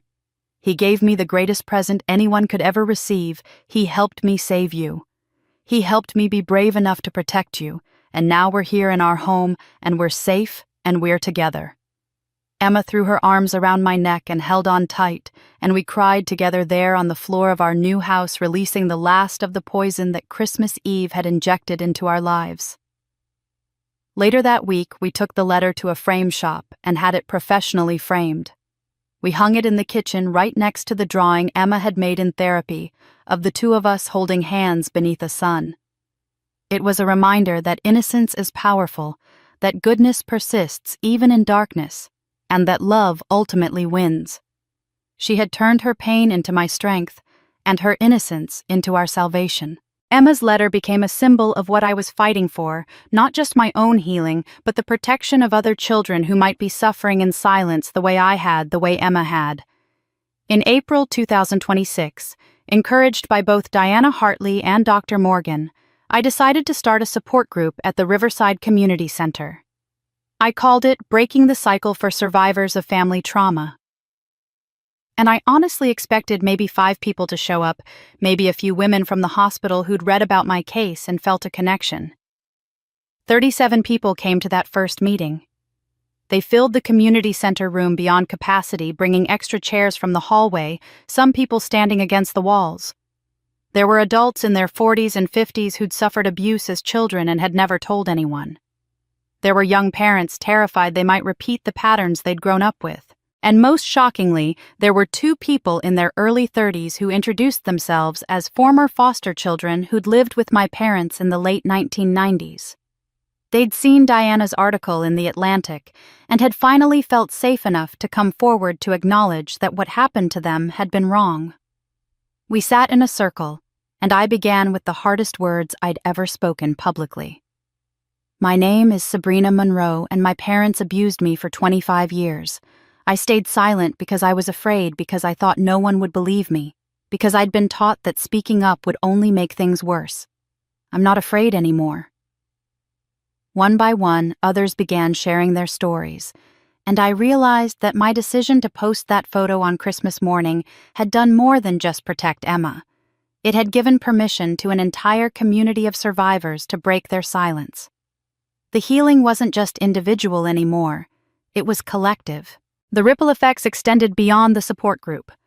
First Baptist Church, under Pastor Michael Green's determined leadership, implemented mandatory reporter training for every staff member and volunteer who worked with children.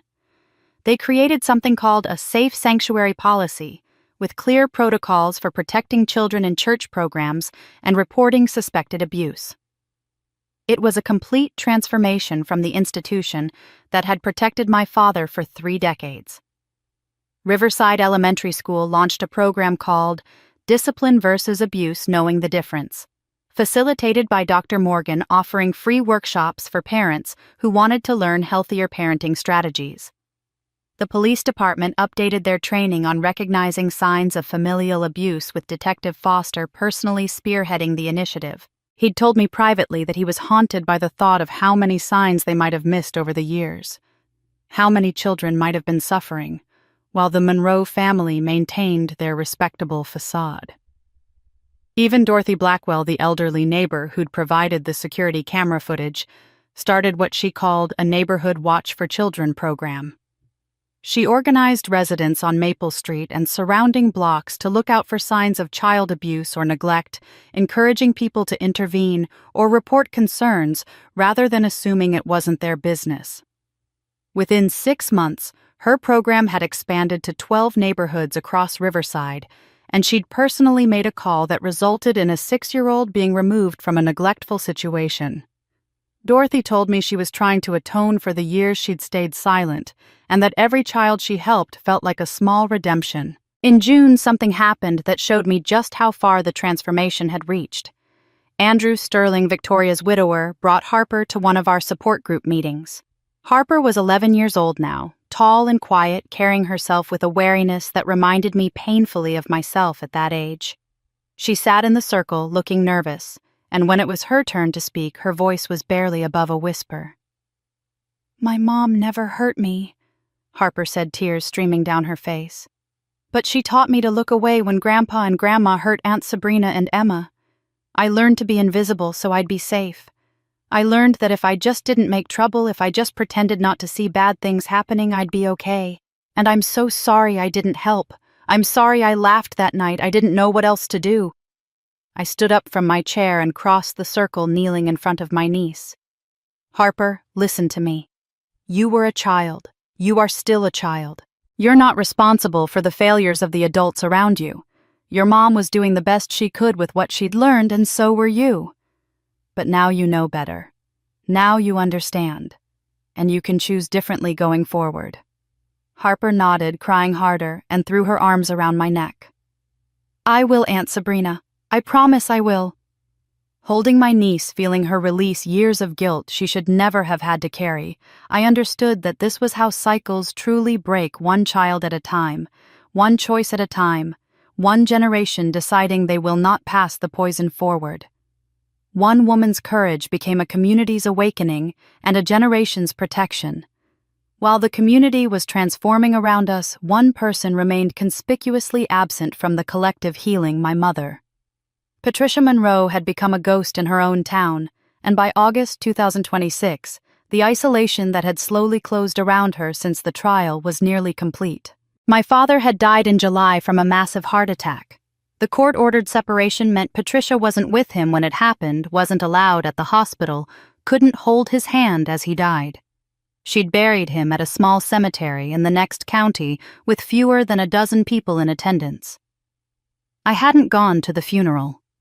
Emma and I had marked his passing privately with complex emotions, but without regret for maintaining our distance. Patricia was 64 now, and living alone in a cramped rental house on the outskirts of Riverside, as far from Maple Street as she could get while remaining in town. The Ladies' Auxiliary had formally expelled her after the trial. Her church friends had abandoned her one by one, their righteousness apparently not extending to association with a convicted child abuser. I'd heard from various people that she shopped at the grocery store at odd hours to avoid being recognized, that former friends crossed the street when they saw her coming, that she'd started attending a small church 2 towns over where nobody knew who she was, sitting in the back pew and leaving immediately after services ended. Her only regular human contact, as far as I knew, was with Dr. Helen Strauss, the court-ordered therapist she saw weekly as part of her probation. Dr. Strauss had contacted me once with Patricia's permission to let me know that my mother was actually engaging with the therapy rather than just going through the motions. "She's changing," Dr. Strauss had said carefully. "I can't tell you details, but I wanted you to know that she's doing the work."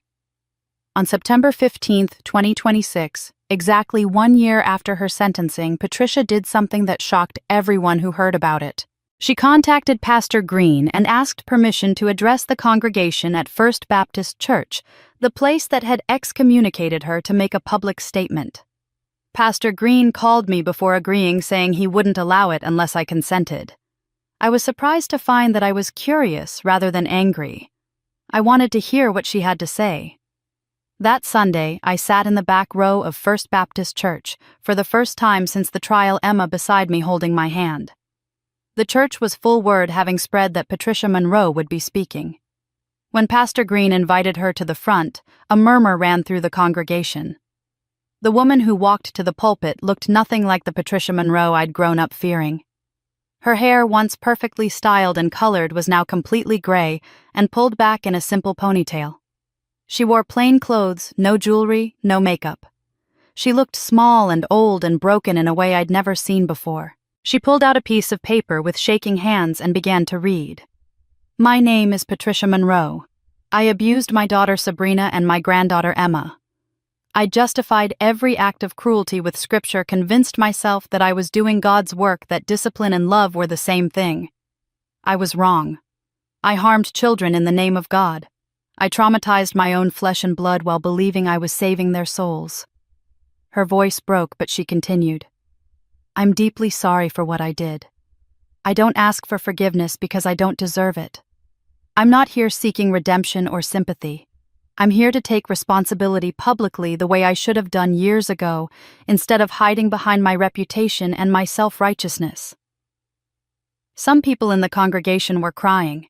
Others sat stone-faced, arms crossed, unwilling to be moved. I found I was neither crying nor angry. I simply nodded once, acknowledging that she'd said what needed to be said. It wasn't enough to undo the damage, but it was something. A week later, I received a letter from Patricia, the first direct communication between us since the trial. She didn't ask me to respond, which I appreciated. She simply told me what she was doing, attending the mandated parenting classes, volunteering at a child advocacy center, where she answered phones and stuffed envelopes, seeing Dr. Strauss every week. She wrote that she was learning about generational trauma, about how being abused didn't excuse becoming an abuser. She mentioned reading her old journals and being horrified by what she'd documented so meticulously. She was donating them to child protection organizations so some good could come from the evil she'd recorded. "I won't contact you again," she wrote at the end. "I just wanted you to know that I'm trying to do better even though it's far too late. I hope Emma thrives. I hope you both find peace." I kept the letter in a drawer but never responded. Some wounds heal over time. Some scars remain forever. Both outcomes are acceptable, and I'd learned to live with that complexity. Accountability doesn't erase the past, but it can stop the future from repeating it. Patricia's attempt at accountability was her own journey separate from mine, and I'd learned that I didn't need to participate in her healing process for it to be valid or meaningful. My focus remained on Emma, on our support group, on the community that was slowly transforming around us. But in October 2026, nearly 2 years after that frozen Christmas Eve, Diana Hartley's work brought everything full circle in a way I hadn't anticipated. The Atlantic published Diana's investigation on October 15th, a 15,000-word piece titled "The Monroe Doctrine: How Fundamentalist Families Use Faith to Justify Abuse." Diana had spent months researching, interviewing, verifying every detail. The article was comprehensive and devastating, laying out the Monroe family's 50-year history of systematic child abuse with the kind of meticulous documentation that left no room for doubt or denial. She'd interviewed me extensively, of course, but she'd also tracked down and interviewed Elder Robert Caldwell before his death in September. Robert had passed away peacefully. Diana told me finally at peace, after unburdening his conscience through his trial testimony and subsequent conversations with her. The article included his reflections on complicity, on how good people enable evil through silence, on the courage it takes to speak truth even when it costs you everything. Diana had found and interviewed 3 of the foster children who'd lived with my parents in the 1990s and early 2000s. Their stories, published with their permission under pseudonyms to protect their privacy, were heartbreaking echoes of my own. One woman, now 34, described being made to stand outside in winter wearing a sign that read "ungrateful" because she'd expressed homesickness for her biological family. A man, now 31, described the systematic isolation and shame-based punishment that had convinced him he was fundamentally broken and unlovable. The article included photos from the basement albums, my own face carefully blurred in childhood pictures, but others published with permission from the now adult victims who wanted their stories told. Most powerfully, with my permission, Diana had included excerpts from Patricia's journals showing the calculated, methodical nature of the abuse. The journal entries were presented without commentary, allowing readers to see for themselves how my mother had documented, analyzed, and refined her techniques over decades, all while believing she was doing God's work. The response was immediate and overwhelming. Within hours of publication, the article was trending on social media. The hashtag #BreakTheCycle, which had started with my original Facebook post, exploded again, with thousands of survivors sharing their own stories of religious abuse, shame-based parenting, and generational trauma. My story had become a case study, a touchpoint, a reference for a national conversation about how faith could be weaponized against the most vulnerable. The media attention that followed was intense. Dr. Phil's producers contacted me within days asking me to appear on his show. Good Morning America wanted me for a live segment. Podcasts, magazines, local news stations, everyone wanted to interview me, to have me tell the story again, to be the face of this movement. I declined almost all of them, protecting Emma's privacy and my own healing process. But I did agree to a few carefully selected interviews where I could control the narrative and ensure the focus remained on systemic change rather than sensationalism. Good Morning America ran a segment called Faith-Based Child Abuse When Discipline Crosses the Line that featured child psychologists, religious leaders, and legal experts discussing how communities could better protect children while respecting religious freedom. Several states introduced legislation strengthening mandatory reporting laws for clergy and religious organizations, closing loopholes that had allowed abusers to hide behind religious authority. The Evangelical Council on Family, a coalition of progressive Christian organizations, released a statement explicitly condemning abuse disguised as biblical discipline, and calling for churches to implement child protection policies. Some conservative religious outlets pushed back, accusing Diana of attacking Christian families and promoting permissive parenting that would lead to moral decay.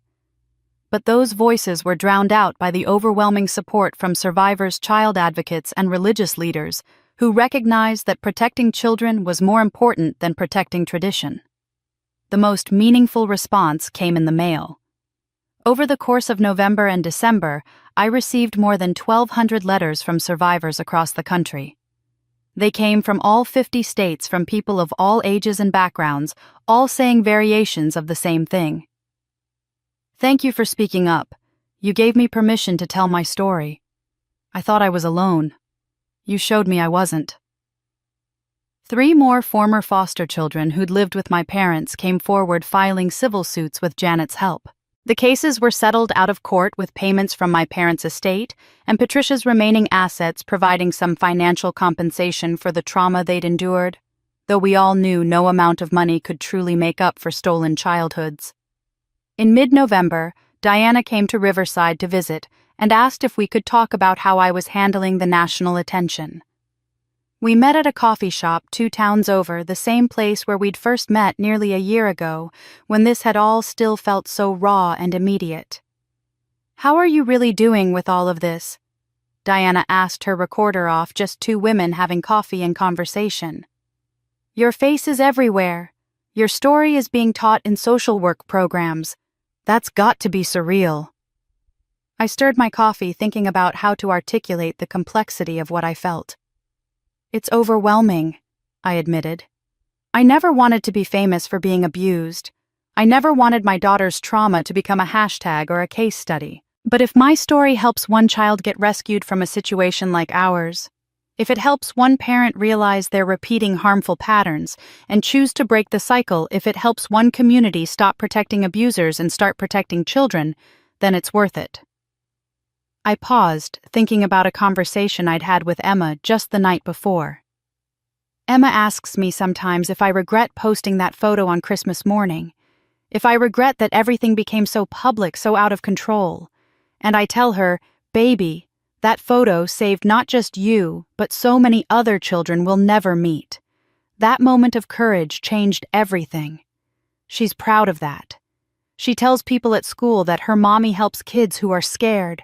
She wants to be a social worker when she grows up. She says so she can help children like she was helped. My voice caught with emotion.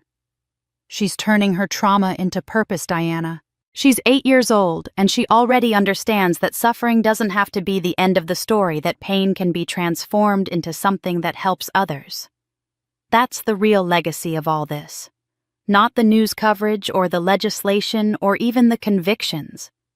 It's that my daughter is growing up knowing that speaking truth, even when it's hard, even when it costs you everything, is worth it."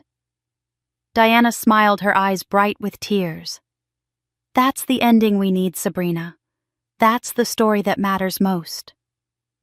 One photo, one moment of courage, one refusal to stay silent, changed everything. That one photo, that single moment of desperate courage on a frozen Christmas morning, had rippled outward in ways I never could have imagined when I'd hit post with shaking hands. But as December 2026 approached, bringing with it the 2-year anniversary of that terrible night, I found myself grappling with anxiety that all our healing might unravel when faced with the anniversary of our trauma. I worried constantly about how Emma would handle it. Would the Christmas decorations going up around town trigger her memories? Would the cold weather, the early darkness, the holiday music everywhere we went bring back the terror of standing outside in the snow? Would our progress crumble under the weight of anniversary grief? But Emma, now 9 years old and more resilient than I could have dreamed possible, surprised me one evening in early December when we were making dinner together in our kitchen on Maple Street. "Mommy," she said carefully, stirring the pasta sauce while I chopped vegetables, "can we have a Christmas party at our house this year? Not like Grandma and Grandpa's parties. A real party with people who are nice and who don't have families to spend Christmas with." I set down my knife and looked at my daughter, this remarkable child, who'd turned her pain into compassion, her trauma into a desire to help others. "What kind of party are you thinking about, baby?" "A party for people like us," she said simply. "People who had bad Christmases before but want good ones now. People who are lonely, people who helped us. Can we do that?" My heart swelled so much I thought it might burst. Yes, we absolutely can do that. We decided to call it our Found Family Christmas and planned it for December 24th, the exact anniversary of the night that had changed everything.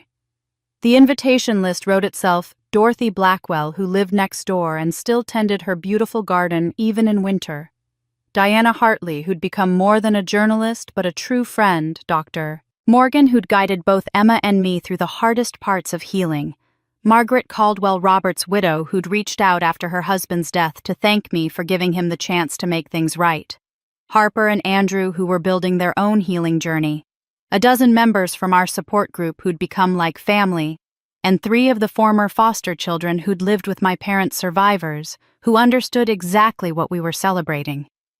25 people filled the Maple Street house on Christmas Eve 2026, and the difference between this gathering and the Christmas party my parents had hosted 2 years ago was so stark, it felt like we existed in a completely different universe. There was genuine laughter echoing through the rooms, not the performative kind I remembered from childhood. There was warmth that came from connection rather than obligation. There was joy that didn't have fear lurking beneath it. Emma took her role as hostess seriously, helping me serve homemade cookies and hot chocolate, making sure everyone had enough to eat, introducing people to each other like a tiny social director. Dorothy brought her famous apple pie, the recipe she'd perfected over decades. Diana brought individually wrapped gifts for all the children present, including Harper, who at 12 was straddling that awkward space between childhood and adolescence, but whose face lit up like a little girl's when she unwrapped a beautiful journal and a set of colored pens. We sang carols together, but we'd carefully chosen secular songs about hope and snow and joy, rather than the religious hymns that carried too much baggage for many of us. Jingle Bells and Let It Snow and Winter Wonderland filled the house with music that felt safe and celebratory rather than weighted with doctrine and judgment. At 7 o'clock, Emma asked everyone to gather in the living room. She'd been working on a secret project with Dr. Morgan for the past month, and she was ready to unveil it. My heart was pounding, not knowing what to expect, trusting my daughter, but also protective of her and not wanting her to push herself too hard. Emma disappeared for a moment and returned carrying something wrapped in tissue paper. She carefully unwrapped it in front of everyone, revealing a wooden sign that I recognized immediately, even though it looked completely different. It was the original family disgrace sign, the one my parents had made Emma wear, the one that had hung around both our necks decades apart. But Emma had transformed it. She'd painted over the cruel black letters with bright colors, covering every inch of that ugly cardboard with flowers and butterflies and swirls. And in the center, in her careful 9-year-old handwriting, she'd painted new words, Family Grace. "We turned something ugly into something beautiful," Emma explained to the room of adults who were already crying. "That's what all of us are doing. We're taking the bad things that happened and making them into good things. We're helping other people. We're being kind. We're not letting the bad stuff win." She held up the sign proudly. "This used to make people feel ashamed. Now it reminds us that we can change things, that we're strong, that we chose grace instead of disgrace." There wasn't a dry eye in the room. Dorothy was openly sobbing. Diana was wiping her eyes with the back of her hand. Dr. Morgan looked at Emma with such pride and professional satisfaction that I knew this had been part of their therapeutic work together, this act of reclaiming and transforming a symbol of trauma into something redemptive. As the evening wound down and guests began leaving, bundled up against the December cold with full bellies and lighter hearts, I found myself standing on the front porch, the same spot where Emma had stood, freezing 2 years ago. But tonight the temperature was a relatively mild 32 degrees, gently snowing, beautiful rather than deadly. Emma burst through the door in her warm winter coat, running into the yard to catch snowflakes on her tongue. She giggled, twirling with her arms spread wide, calling out, "Mommy, look, I caught one." She was playing in the snow with pure joy, no fear, no association with punishment or pain. Just a 9-year-old girl enjoying winter the way children should. Diana stepped out onto the porch beside me, wrapping her own coat tighter against the cold. "You did it, Sabrina. You broke the curse." I smiled, feeling tears freeze on my cheeks, but not caring. "No, we did it. All of us. By refusing to stay silent. By choosing to speak truth even when it cost us everything. By believing survivors and holding abusers accountable and creating new traditions that honor healing instead of perpetuating harm." Inside the house, laughter still echoed. Outside, snow fell softly, blanketing everything in white. For the first time in decades, Christmas at the Monroe house felt like love instead of fear, like grace instead of disgrace, like hope instead of despair. We didn't erase the past. We transformed it one choice at a time. That transformation, that choice-by-choice reclamation of our lives and our story, continued through 2027 in ways that felt both miraculous and earned. By December of that year, 3 years after that night when the temperature dropped to 3 degrees and everything changed, I stood in what had once been the Monroe family house and was now something entirely different, the Emma Rose Center for Child Advocacy. The transformation of the house into a nonprofit had been Diana's idea, initially suggested during one of our regular phone calls in early 2027. "You own this house," she'd said. "You've already renovated it. What if instead of living there or selling it, you turned it into something that could help other children?" The civil suit settlements from my parents' estate had provided unexpected funding after my father's death in July 2026, and Patricia's decision to relinquish her remaining assets as restitution. Combined with donations that had poured in after Diana's Atlantic article, we had enough to not just renovate, but to sustain operations for years. The house bore no resemblance to the place where I'd grown up. We'd painted every wall in warm, welcoming colors, soft yellows and gentle blues and calming greens. The living room where I'd been interrogated and shamed was now a comfortable waiting area with overstuffed chairs and children's books. The dining room where Emma had spilled that glass of water was now a play therapy room filled with toys and art supplies. Upstairs, the bedrooms where Victoria and I had cried ourselves to sleep were now offices for therapists and social workers and child advocates. But the most symbolic transformation was the basement. That dark, musty space where my mother had stored her albums documenting 50 years of systematic abuse was now a bright, cheerful art studio. Skylights we'd installed flooded it with natural light. The walls were covered with children's paintings and drawings, expressions of trauma and healing rendered in crayon and watercolor. The filing cabinets that had held evidence of cruelty now held art supplies and therapy resources. Emma, now 10 years old, volunteered at the center 3 afternoons a week after school. I'd been careful never to push her toward this work, worried that it might be too much, that surrounding herself with other traumatized children might trigger her own memories. But Emma had insisted, and Dr. Morgan had supported her decision, explaining that helping others was part of Emma's healing process.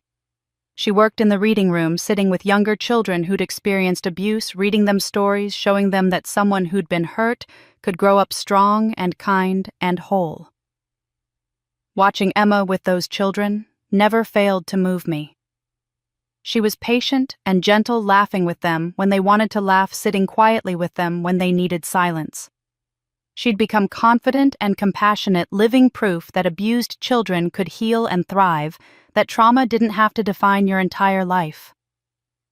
On the evening of December 24, 2027, exactly 3 years after that terrible night, we hosted our annual Light in the Darkness event at the center. It had become a tradition, this gathering for survivor families on Christmas Eve, a way of reclaiming the holiday and creating new associations with a date that had once held only pain. 50 people filled the renovated living room, adults and children, all of them connected by their experiences of family trauma and their commitment to healing. We served hot chocolate and cookies. Children played in the therapy rooms while parents talked quietly with counselors and each other. And then at 7 o'clock, Emma stood before the group to speak. She'd been practicing with Dr. Morgan for weeks, but I was still nervous for her, worried that speaking publicly about her trauma might be too much. But Emma had insisted she was ready, and as she stood in front of those 50 people with the microphone in her hand, I saw no trace of the terrified 7-year-old who'd stood in the snow 3 years ago. This Emma was poised, articulate, strong. "My name is Emma Monroe," she began, her voice clear and steady. 3 years ago, my grandparents hurt me. They made me stand outside in the freezing cold for over 2 hours as punishment because I accidentally spilled water at dinner. They thought they were teaching me a lesson about being careful and obedient. But they were wrong. What they did was abuse, and it wasn't my fault. She paused, looking around the room at the faces watching her with varying degrees of tears and pride and recognition. My mom saved me that night. She drove through a blizzard to get to me. A neighbor who had a security camera saved me by giving my mom evidence that proved what happened. A man named Elder Caldwell, who had stayed silent for years, finally found his courage and told the truth in court, and that saved me too. And now I'm here to tell all of you, especially the kids who might be scared or confused, if someone has hurt you, it wasn't your fault. You didn't deserve it. You can heal, and we're here to help you do that. The room erupted in applause. Parents were crying, children were clapping, and I stood at the side of the room with tears streaming down my face. But this time, they were tears of pure pride. My daughter, my brave, beautiful daughter, was using her pain to help others find hope. After the event ended and families began to leave, bundling up against the gentle snow that had started falling, I walked through the empty center, turning off lights and straightening chairs. I found myself standing in front of the fireplace, the same mantel where my parents had once sat in judgment while I was punished outside in the cold. On the mantel now hung 2 items we'd placed there deliberately, creating a before and after testament to transformation. The first was a framed photograph from that night 3 years ago, Emma in the snow, the sign around her neck, Christmas lights glowing in the background, her face showing fear and cold and confusion. Below the photo, a small plaque read, "This is where it ended. This is where healing began, December 24th, 2024. Next to that photo hung Emma's transformed sign, the one she'd unveiled at our Found Family Christmas the year before.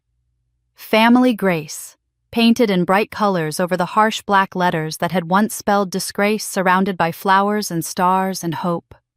I stood there looking at those 2 artifacts, physical representations of our journey from abuse to advocacy, from silence to speaking truth, from shame to strength. Outside through the window, I could see gentle snow falling on Maple Street, covering everything in white. I heard Emma's footsteps behind me, felt her small hand slip into mine. She'd grown taller this year, her head now reaching my shoulder instead of my waist. She looked up at the mantel at the before and after of our story.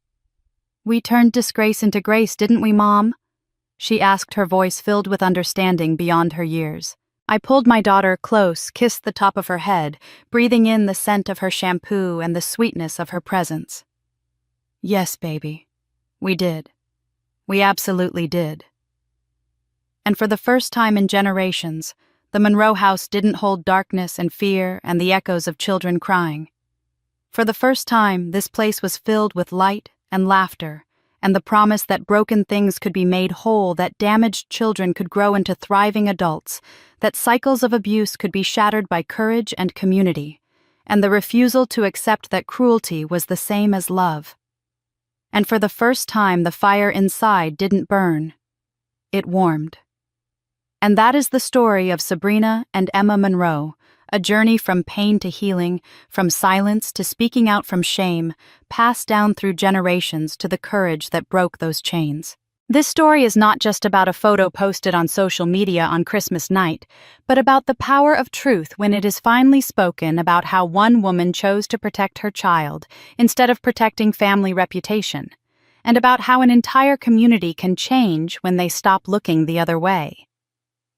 What happened to Emma could have happened to any child in families where discipline is confused with cruelty, where faith is weaponized to justify abuse, where silence is valued more than safety. But what makes this story different is that Sabrina refused to stay silent. She refused to accept that what happened to her daughter was normal or acceptable. And her decision created ripples of change that transformed the lives of hundreds of others. If you're watching this video and recognize yourself in Sabrina's story, if you experienced similar forms of discipline as a child, or if you're worried about a child in your life, I want you to know that you are not alone. Abuse often hides behind closed doors and seemingly perfect families. It thrives in silence and dies in the light. Speaking up is not betraying your family, it is protecting the most vulnerable. This story is also a reminder of our responsibility as neighbors, friends, community members, and even strangers. Dorothy Blackwell lived with regret for years because she didn't intervene sooner, but when she finally found the courage to provide that evidence, it made all the difference. Elder Caldwell carried the guilt of silence for 20 years before telling the truth, but his testimony still had powerful impact. It's never too late to do the right thing. I want to hear your thoughts on this story. Have you ever witnessed a situation where discipline crossed the line into abuse? What do you think about how Sabrina handled this situation? How can we do better as a society in protecting children while still respecting family autonomy? Leave your thoughts in the comments below. Our conversation there is just as important as the story itself because change happens when we stop being silent and start talking to each other honestly. If this video touched your heart or made you think differently about these issues, I hope you'll hit the subscribe button and turn on the notification bell so you don't miss other important stories I'll be sharing. Every subscription helps this channel reach more people, and every person reached might be the one who needs to hear this message most. Hit the like button if you appreciate the research and storytelling effort behind this video, and please share it with people you think should hear Sabrina and Emma's story.